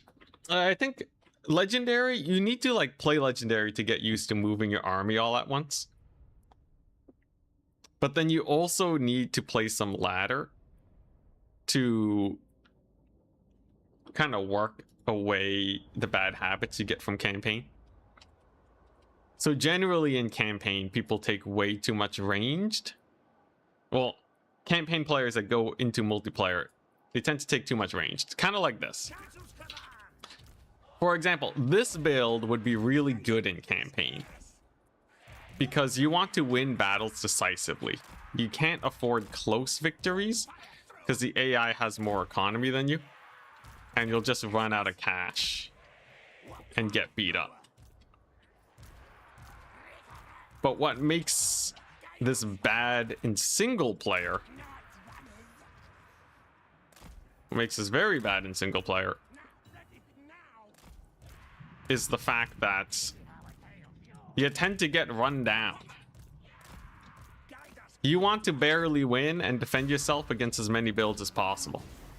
And this is obviously very weak to rush builds. They'll just overwhelm you. And you will get absolutely wrecked. Now, for me, because I've played a lot of gun builds before, I kind of know what I'm doing.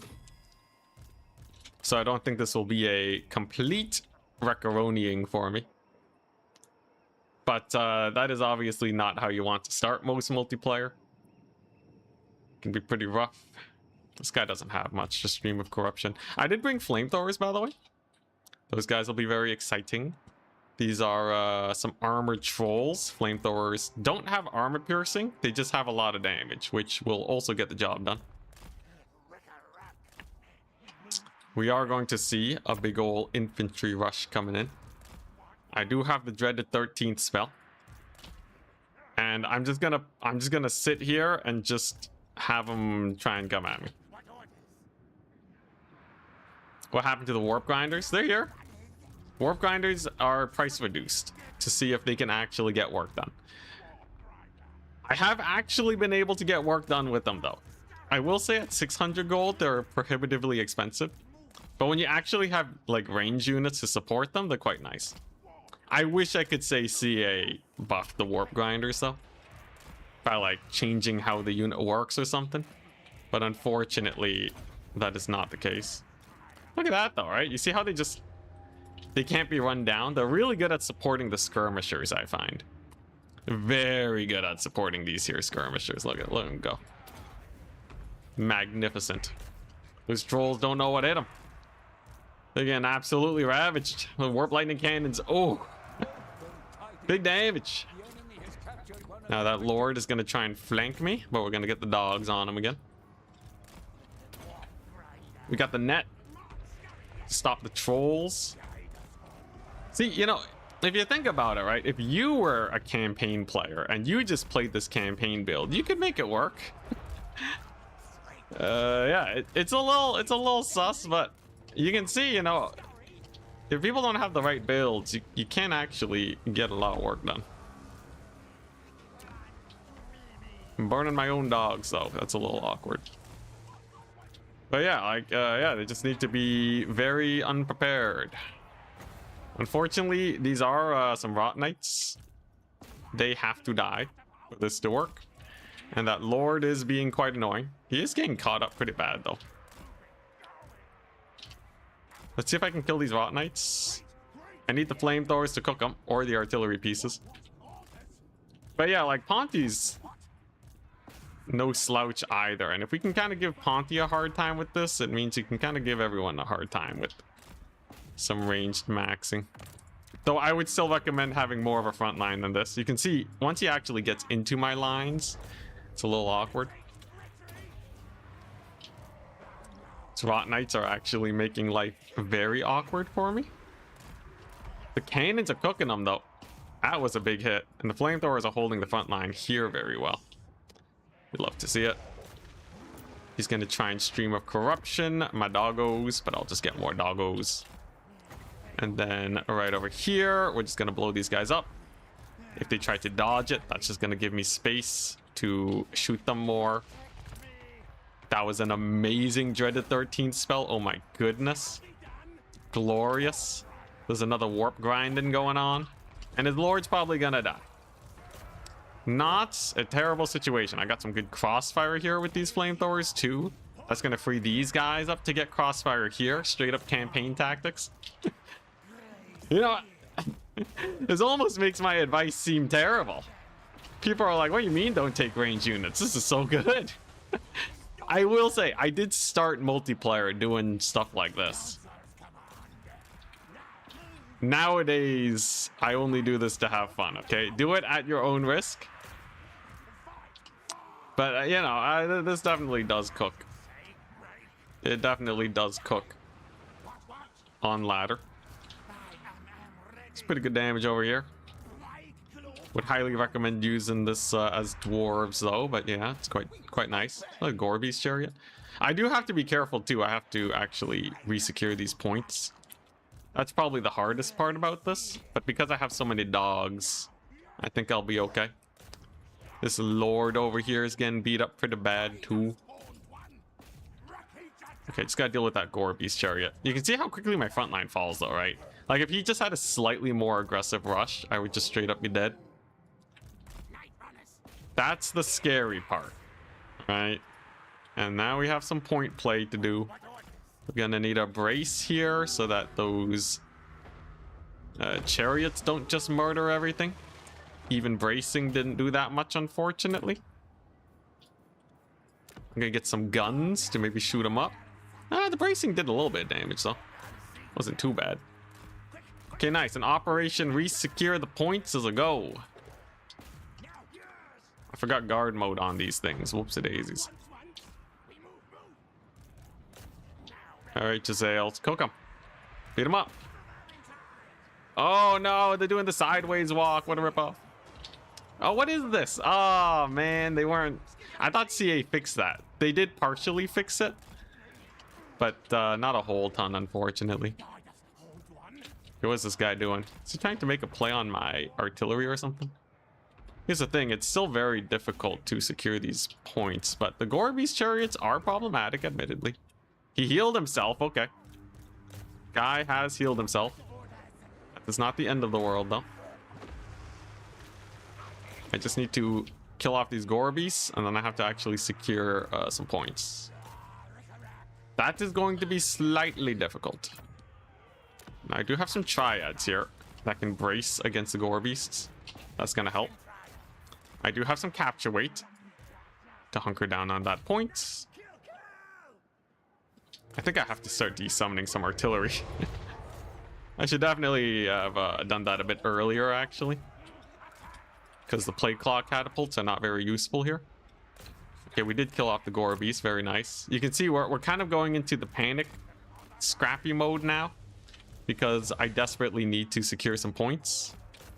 And my opponent is making it as difficult as possible.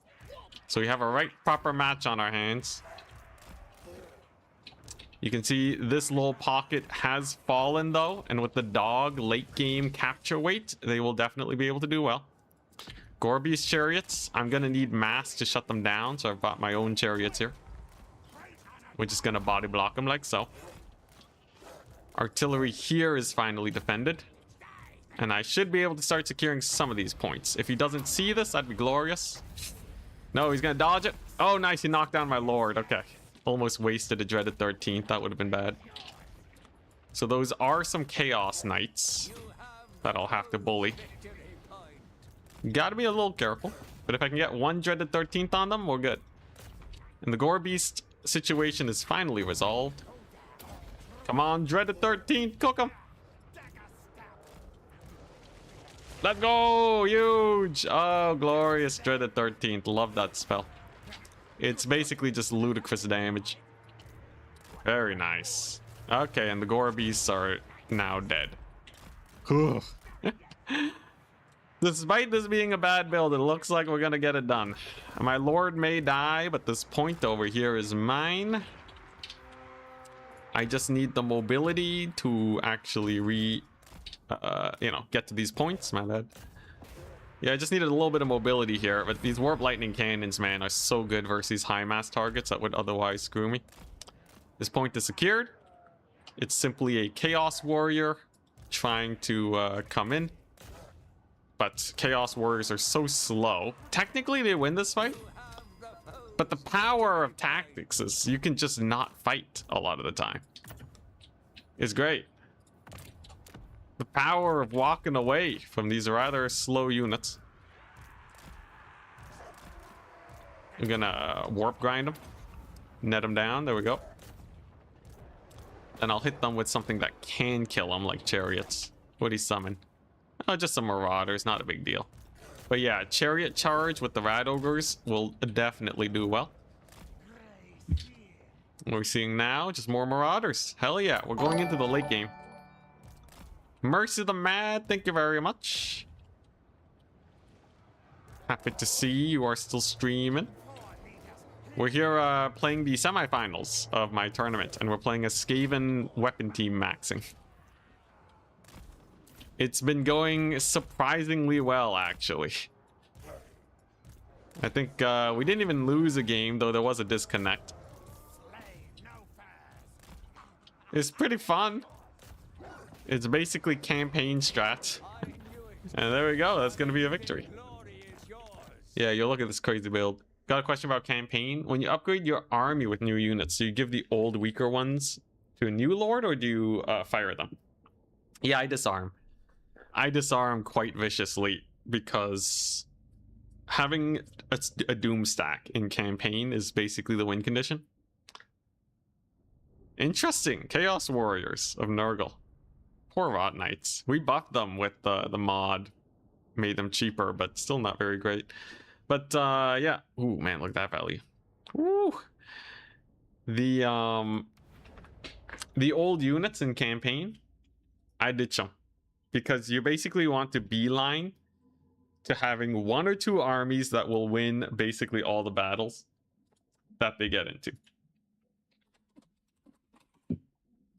Excuse me. Yeah, and the cheaper units, they're only really good if you're like holding down rebellions and such. But you don't really need an army to deal with rebellions often anyways. As long as you're conquering smartly. The crazy thing too about upkeep is that like 3 turns of upkeep generally starts getting close to the price of the unit. So unless you need the unit in 4 turns, you probably save money by disbanding them. And you have to like re-recruit a different lord to hand them off. The only thing you would get out of it is chevrons, but I personally don't think chevrons are super important in campaign anyways. So yeah. Oh, Craft here, happy to have you in chat. We're doing gun builds. We're doing man-sized rats of Cathay builds. 2 ranks of experience. Yeah, honestly, right now, Warhammer 3, you just want a Doom stack. It doesn't have to be a strong Doom stack, but you need to pour all your money into one army that wins battles. The reason that works is because when an army can win battles, they tend to make about 10,000 gold a turn just off of winning. A big battle is 10,000 gold. A medium battle is 5,000. As opposed to like kind of a chaff army that kind of fights and then they have to heal again later. You're losing money because they have to sit back and heal or they take a ton of damage. It's brutal.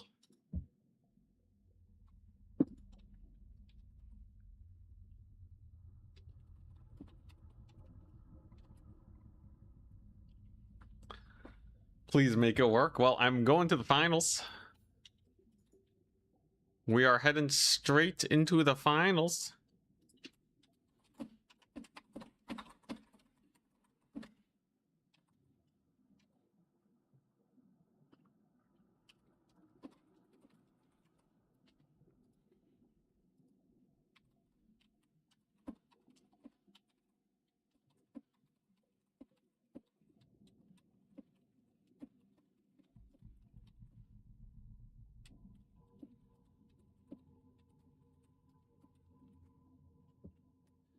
Cathay gun build. Oh, you want a Cathay gun build?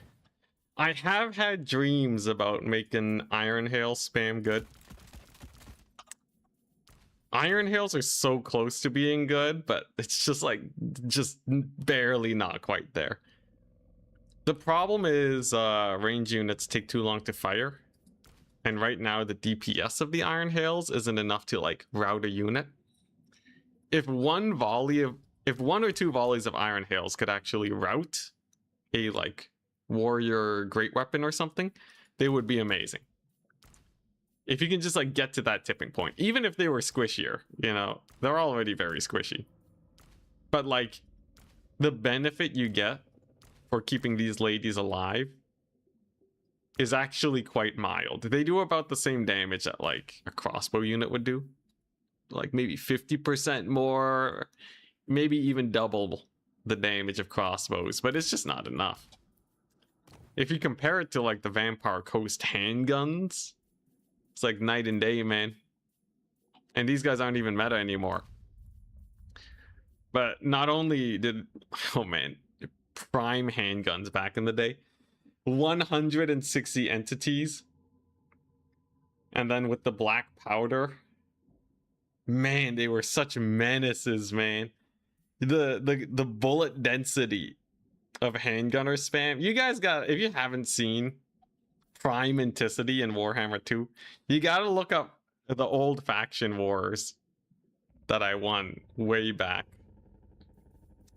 Oh, it was so glorious. But yeah, basically it would be gun spam. It would be ultra gun spam. I think it was 5 handguns and like 4 bombers. Nothing could encroach on me ever.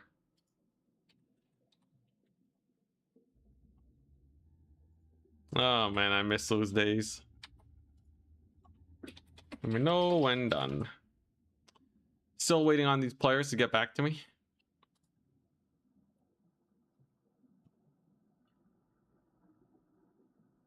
Have you tried the ROR mortars? For Skaven? I haven't. I should. Should though. They're really good. I'm personally not that good at controlling them though. Every time I take them, I feel like they just die. Skaven's very particular about your defensive timings. Okay, we got Karadok. He bans rifts.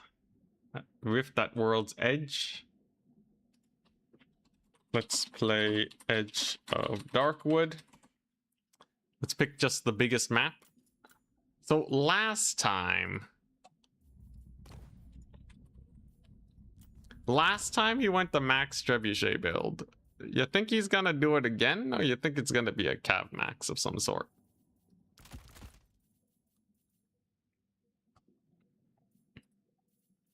It should be quite interesting. What are you going to do, good sir? What you planning? I feel like on a big map, they'd be very tempted to try and do the same thing. But if I know that, can I just counter them? What are the odds that Karadok decides to just rush me down here? Basically nothing, right? I think definitely Rattling Gunners did not feel very good versus Trebuchets. I have to be very careful about that.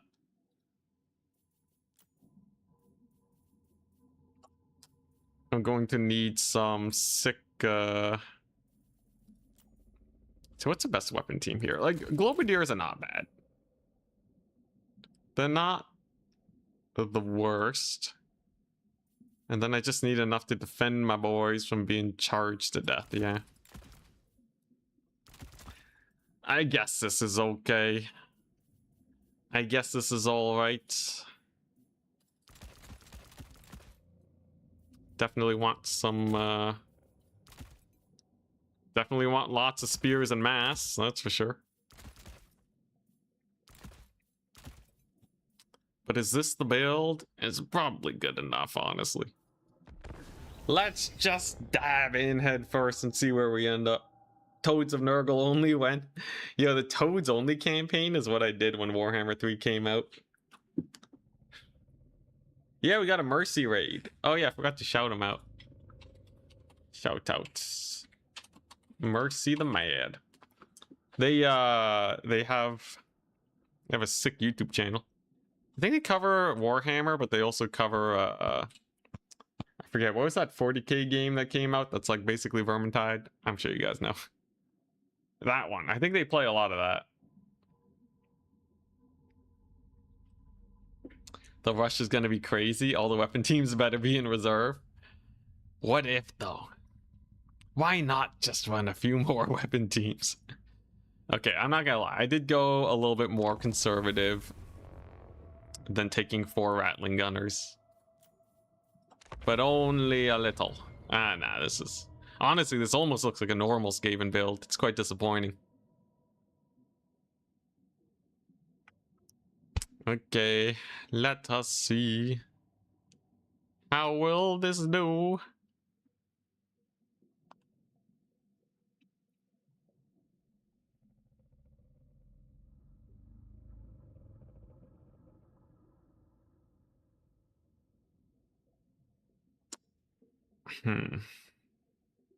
Trying to think. The thing is, he knows that I know about his trebuchet build now.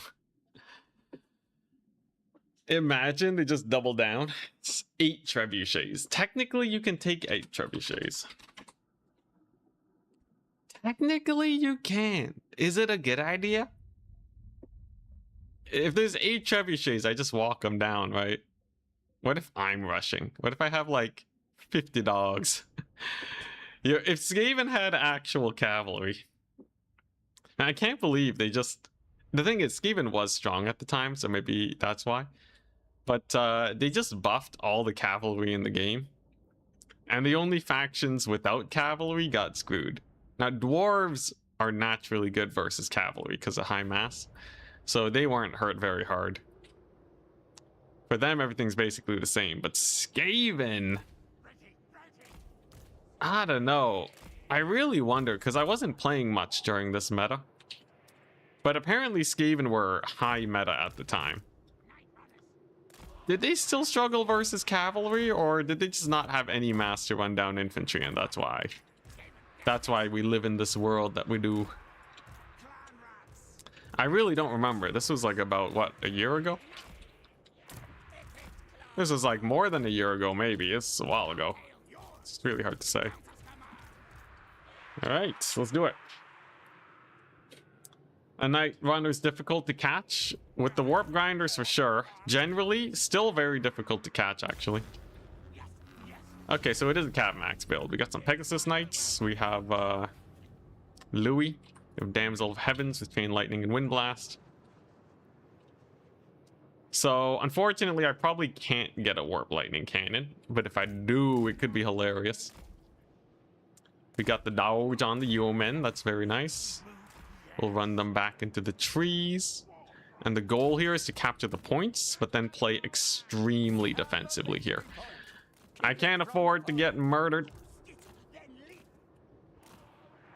I do not want to get caught out. I don't have Warp Lightning, which is actually a bit of a mishap on my end, but I guess it's not like these guys will be blobbing up very much anyways. Okay, so those are Euromen. So I should be able to actually get this thing. And we'll see what he decides to do here. What's he doing? Is he just planning to capture and chill? My Night Runners are doing pretty good. We're getting a decent amount of damage here. Getting a little bit of poke on his knights. Very nice. And those ones are out of position. They can't really help with this fight right now. So I'd say this is like not a terrible situation. I just have to deal with the Pegasus Knights when they do decide to come in. But Jezzael should be fairly good at that. Okay, I'm gonna net these guys down. And at least zone them out. Actually, that worked out real well. That was pretty good. I love it. Pegasus Knights are just chilling in the woods. That's an interesting decision to be making. But yeah, those Knights took a pummeling. Love it. The Warp Grinders. Fear. Sparking fear in them. Okay, the question is though, what are these Pegasus Knights gonna do? Are they gonna encroach or what? I do still have the points, which is really important right now. And I can deal with the Pegasus Knights using these guys. The Jezzaels are poking them like crazy too. Oh yeah, you can see he saw the Jezzaels. Very smart, quick play from my dear opponent here. I'm gonna slow him. We're gonna give him the runaway. Knights are really bad at chasing these guys while being slowed. You can see that damage is good. Lewin's gonna try and make a play, but he's already down like 2 Knights Errant. 1 Knights Errant, 1 Knight to the Realm. That's pretty bad, all things considered. I'd say that is a little rough, actually. And that could potentially put my opponent in a very bad position. Because now I have more artillery. These ones can begin encroaching and bullying those guys over there. I may lose a point, but I don't think that's the end of the world, honestly, because it should be a fairly fast recapture. Now he's going for the trebuchet, so he's not even trying to rush me. The guy's going all in on the trebs, but I have even more warp lightnings. And I can just slow push some to get this. Whoop. Gotta get the attack command there. Yeah, I can slow push. We actually have many means to just slowly encroach. And unless Lewin can make some sick plays, this is not a bad situation. Especially with the ticket lead. I'd say this is quite good. I don't know, maybe I'm crazy. He gets more cavalry over here, just some yeomen. Trying to get him in. But can he actually encroach on this in the slightest? I don't think so. I've re-secured the capture point. Now I can begin falling back. This is held by my artillery pieces. He doesn't know the range of these Jezzails because they're stealth. So they'll be great for hunkering down over here. Ikit has a net for these guys. Unfortunately, I don't have much in the way of ranged, but this is still not bad. He gets another wind blast. That's not really a big deal. These warp lightning cannons should be able to cook now. But here comes the big man himself. Okay. How is he going to want to take this engagement? I'm going to get the rat ogres here. I'm going to get some of these guys. The artillery's just going to bully that far location. And I'm here just to get value, right? You can see the Jezzails are already cooking. Oh, the cannon's firing in, while in combat too. That's actually quite devastating. And I just gotta make sure that he doesn't get on top of me. These knights errant are getting completely devastated though. They really are not making good headway. And I think we're barely gonna catch them here. Oh, they're slipping through though. They are actually slipping through. Rather impressive. It's a fairly nice chain lightning. But I will be able to hold this point. And those are yeomen. They're not particularly useful here. I'm gonna net Lewin so that he can't be too problematic here. And my Jezzails should be able to live. Very nice. Okay, the question is though, can I get this set up? I'm gonna try and bait him out by getting these guys here. Okay, I should be able to resecure these points soon. It just has to be a little careful.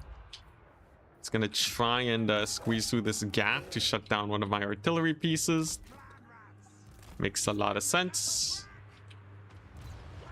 Which points will he be able to get though? We will see. You know, I'm just gonna chuck a flensing on those yeomen just to get him off the battlefield. This is a very committed fight over here too, by the way. He's losing a lot of units. He lost a yeoman over there. Unfortunately, I did lose this point, which does make life a little more difficult. And trading-wise, it ain't too pretty, actually. So that's worrying me a smidge, I would say. Yes, I may have been able to rout off these guys. But, yeah, it's gonna be a little tricksy. So there's a Knights Errant. Oof, big rout here, though. I don't like that. I think I might get ground up, but we'll see. Lewin's actually taking quite the tremendous amount of damage right now, I'm not gonna lie. He's actually getting worked on pretty bad. This is a huge cav blob too, so I should be able to get a lot of value there. The warp lightning cannons are cooking. Okay, what I need is Lewin to take off into the skies and maybe get shot up by the artillery. And then I'm gonna need to retake some points. So I do have a decent amount of time, but not a whole load. That's probably the trickiest part. We're gonna net down these Pegasus Knights. I'm gonna slowly try and re-secure some territory. The thing is, he already got a fairly nice trade. So right now, it's a little awkward. Because I don't have a lot to defend my lines. If I can just make a few plays, though. Just a few plays. Then we'll be much better off. Ooh, good dodging, though. Look at him. Guy's duking like crazy. He still has those Pegasus Knights over here. Very annoying. Thankfully, Rat Ogres and these guys are still very strong. I might be able to pull back a little bit of value if I'm lucky. Having some Night Runners on the field definitely can get some work done. And I'm thinking maybe I sneaky triad it. Oh, the sneaky triads. Wait. There's some knights over there that I can possibly bully.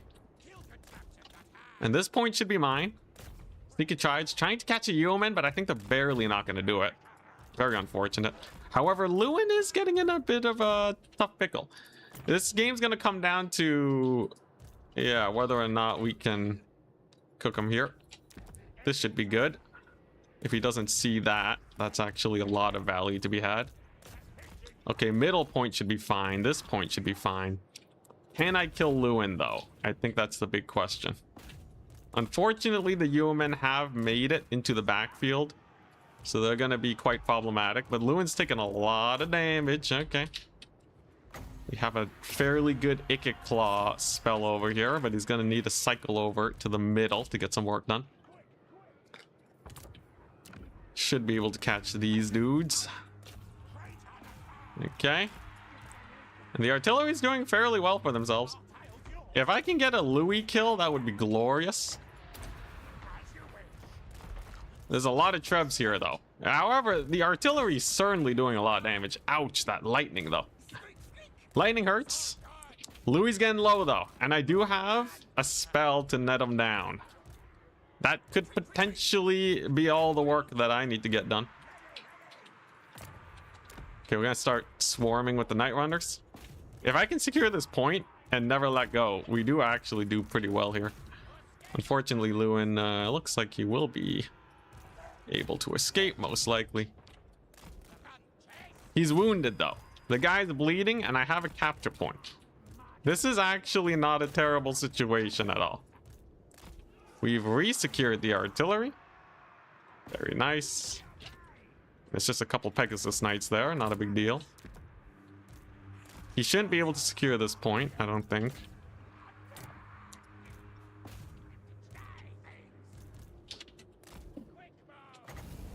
Let's get that spell over there. We're gonna net down the Pegasus Knights. Beautiful damage on them, actually. Man, these spare yeomen, though, are really causing me issues. Okay, the question is, though, can he re-secure the points? So he really needs to get these points soon if he wants any chance of being able to win this. I have routed off his caster, too. That is rather impressive. And the Pegasus Knights, they don't have a lot of capture weight. I think that's kind of, yeah, that's kind of one of the great things here. Okay. Some fake triads there. Gonna do their best. You can see how good these skirmishers are, by the way. They're doing very well for themselves. Kill off the yeomen. This is a close one. This is actually very close. This artillery can reman. So we're gonna have a little bit more oomph. And I just have to hold. I just have to hold this double cap for a little bit. If I can just do that, I think we'll be okay. This caster should be dead soon. And I still have artillery support. If I can just maintain this for a little longer, we're actually very well set. And these fake Ixchas triads are perfect shenanigans. Then I can start summoning more skirmishers. Ikit's doing great over here. That flancing definitely getting a lot of damage in. Hey, there we go. Big rout. Okay. I don't like that his caster's still alive, but this is certainly still a very good situation. Those Globadiers did a lot of damage. And I think him not being able to shut down the artillery is going to do it. Oh my goodness. We'll see, though. We'll see. It ain't over till it's over, always. I definitely need these Rat Ogres in here. Ikit's going to take a little bit of damage. He has to be very careful about this. He's going to be able to net him down, though. And we have some more of these guys. Lewin's all over this point, which is a little annoying. But if I can just shove him off this, then I'll be okay. Rat Ogres are perfect. They're going to immediately rout off those yeomen. Very nice, very nice. Then we flancing the caster. Get her off of my point. There we go. Very solid. She shatters. Huge. And I'm gonna get the warp grinders here, because why not? Why not? A little bit of warp grind in action. But if I route off this little pocket, and he's gonna commit because he knows he needs the point, I think we're just solid. Oh, Lewin just took a massive hit from the Triads, debuffing his armor. Oh, and the big route. Okay, that's huge. Okay, that's huge. Okay, I just have to keep on holding this middle area then. He's gonna hit the artillery, but this is where we desummon. And then I start spamming rat ogres, and this entire game's gonna come down to the middle fight. So unfortunately for me, my units are very close to routing. But I have a lot of dudes. And if I just spam them out and get them all over that middle, I believe we'll be okay. I just have to hold. Hold, dang it. I gotta net Lewin if at all possible. This is a lot of rat ogres though. That, however, is also a lot of trebuchets, which is gonna bring in units from all sorts of directions. Because if I hold this long enough, I do win on a 1-cap. And that's the goal. Just win on a 1-cap. We're gonna net down Lewin. Okay. I'm gonna park over here at the edge so that I can Storm Demon with Icket Claw. I'm gonna barely get the capture weight here. Good Storm Demon, okay. And then I have to save this point with the scraps of units that I have. But I just have to hold this. I don't think he's gonna get this unless he miraculously had a few units in reserves. Oh. Okay, alright. This point's actually not a problem anymore. We've held it. Icket's air net was immaculate. Beautiful, beautiful air net. And now the warp grinders are here. What are you gonna do? This point's slowly getting taken too. Amazing, amazing. We're gonna net him down. He's gonna go for a big Icket Claw snipe. But look at that. The reinforcements have arrived on the far side. Icket's gonna live. And I think we done did it. Holy. What a scrap. Oh, man. Oh, jeez Louise. A terrifying build to go up against this Bretonnian style. But I think I pulled off just enough Skaven shenanigans to pull it through. Those were some hella Skaven shenanigans, though. Between the, yeah. Between all the weird plays. He's gonna summon a unit here, but it's actually not needed. This unit wasn't gonna cap. I just left them there to distract. Oh, man. Yeah, having him dive the artillery pieces here was golden. We set up the perfect bait. Only 5 more seconds. GG. Well played. Skaven supremacy. We got the Globadiers cooking. Oh, man, that was a good one. Gee. Oh, man, those Giselles. Giselles did great. The Poison Wing Globadiers did very good. I think Night Runners, you just have to take Night Runners as Skaven. They're not a weapon team, but man, is this unit amazing. Hey, look at this guy. 800 gold. This one didn't get any value. I misplayed them then. But yeah. Oh, man, that was nasty. That was very nasty. His caster didn't get too much that time. Icket got mega value, though. His trebuchets got a lot of value. Hitting some high priority targets. But it was mostly trading, and I was ahead on the tickets. Still very close, though. If he just captured some points early. Like, if they started with more peasant horsemen and just triple capped at the beginning, I would have lost. And there's not much I could have done about it. They didn't need these knights errant early. Man. Oh, man. Yeah, the mid game was super sketchy. Look at the artillery pieces, though. 2 of them didn't pay for themselves, but they got half and they baited his cavalry to their deaths. So I'll still take it. Oh, man. Oh, man, I didn't think I was going to win that. But alright, GG. Now, for streaming schedule stuff, because I have other stuff to focus on, I won't be streaming tomorrow. I'm going to adopt a new schedule, which is just Monday, Wednesday, and Friday until the DLC news starts ramping up. I have some videos that I need to get to. I gotta work on actually taking a break every once in a while. So that's gonna be the plan. Storm has a tournament set up for tomorrow though. So let me open it up. So we have the normal tournament at 1 p.m. EST, the usual time. Yeah, but there will also be an extended roster tournament right over here.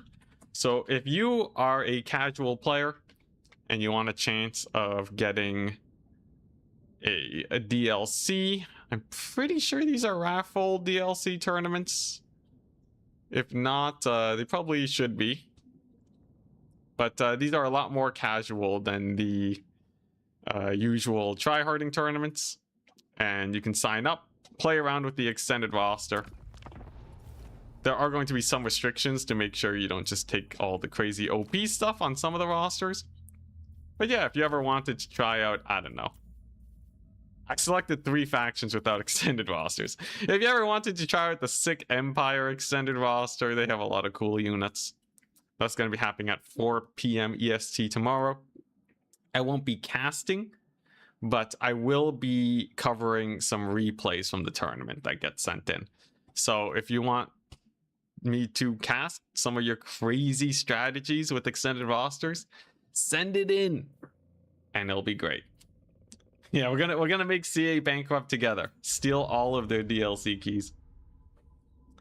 But anyways, last questions and then I'm ending it. When playing a Skaven, how does the mindset work when building army for domination?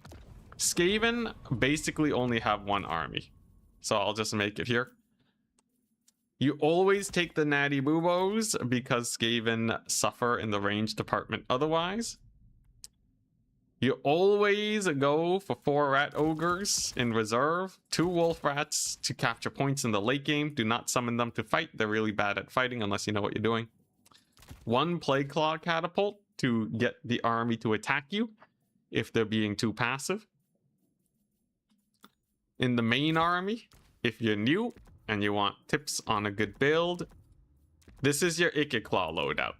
Warp Gale, Lightning, Flensing, Storm Demon. You're going to cut that because it's too complicated to use. Unlimited Power and Brass Orb. You immediately capture the points with these Night Runners at the beginning of the game. And then, oh yeah, you also want some Flares. They're kind of the closest thing to cavalry you can afford. And then basically everything else is trying to defend this madness.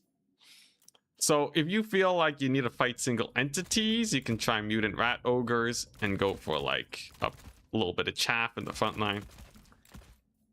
If you feel like you're running into a lot of infantry and you need to hold the line, you can try Storm Vermin. If you find it's a ton of really cheap chaff that would die to Plague Monk Censer Bearers, you can get a couple of them, but still make sure to fill out with chaff. This is basically just going to be an infantry block. And then in reserves, you can be fancy. You can have like a Teeth Breaker or something. You can throw in an extra Warp Lightning Cannon. But typically what a lot of people do is like maybe 1 more forcing unit on top of the Plague Claw. So like a Giselle or a cannon to force them to attack you. Or you just fill out with Doom Flayers. So you get another Doom Flayer and then maybe like, you know, some dogs. But the core essentials you always gotta have. You always have to have this. And the Night Runners you can just leave on skirmish mode if the micro is difficult. But this is your core roster. I would not diverge from this. And I probably wouldn't add more ranged. This has basically enough ranged to handle everything. Alright, I think that's about it though. Lava spiders? Yeah, yo, are you gonna take lava spiders? Please send me replays. I need more games to cast. The time to kill on Warp Lightning versus Lewin is sad. Yeah, they don't really kill Lewin very quickly. It'd be cool if Warp Lightning cannons were homing. But alright, I'm gonna dip. Have a wonderful rest of your day, people. I won't be streaming tomorrow, but we will be back Monday. And thank you very much to our supporters: Michael Phillip, Miss New Booty, Clint, Ditto Leaf, Benjo, Caculandia, Obese Chicken, Naldor, and John Brothers. Y'alls are absolutely amazing. I forgot to change the win counter. It's fine though. And I'll see you guys on Friday. Jeez, Monday. Jeez.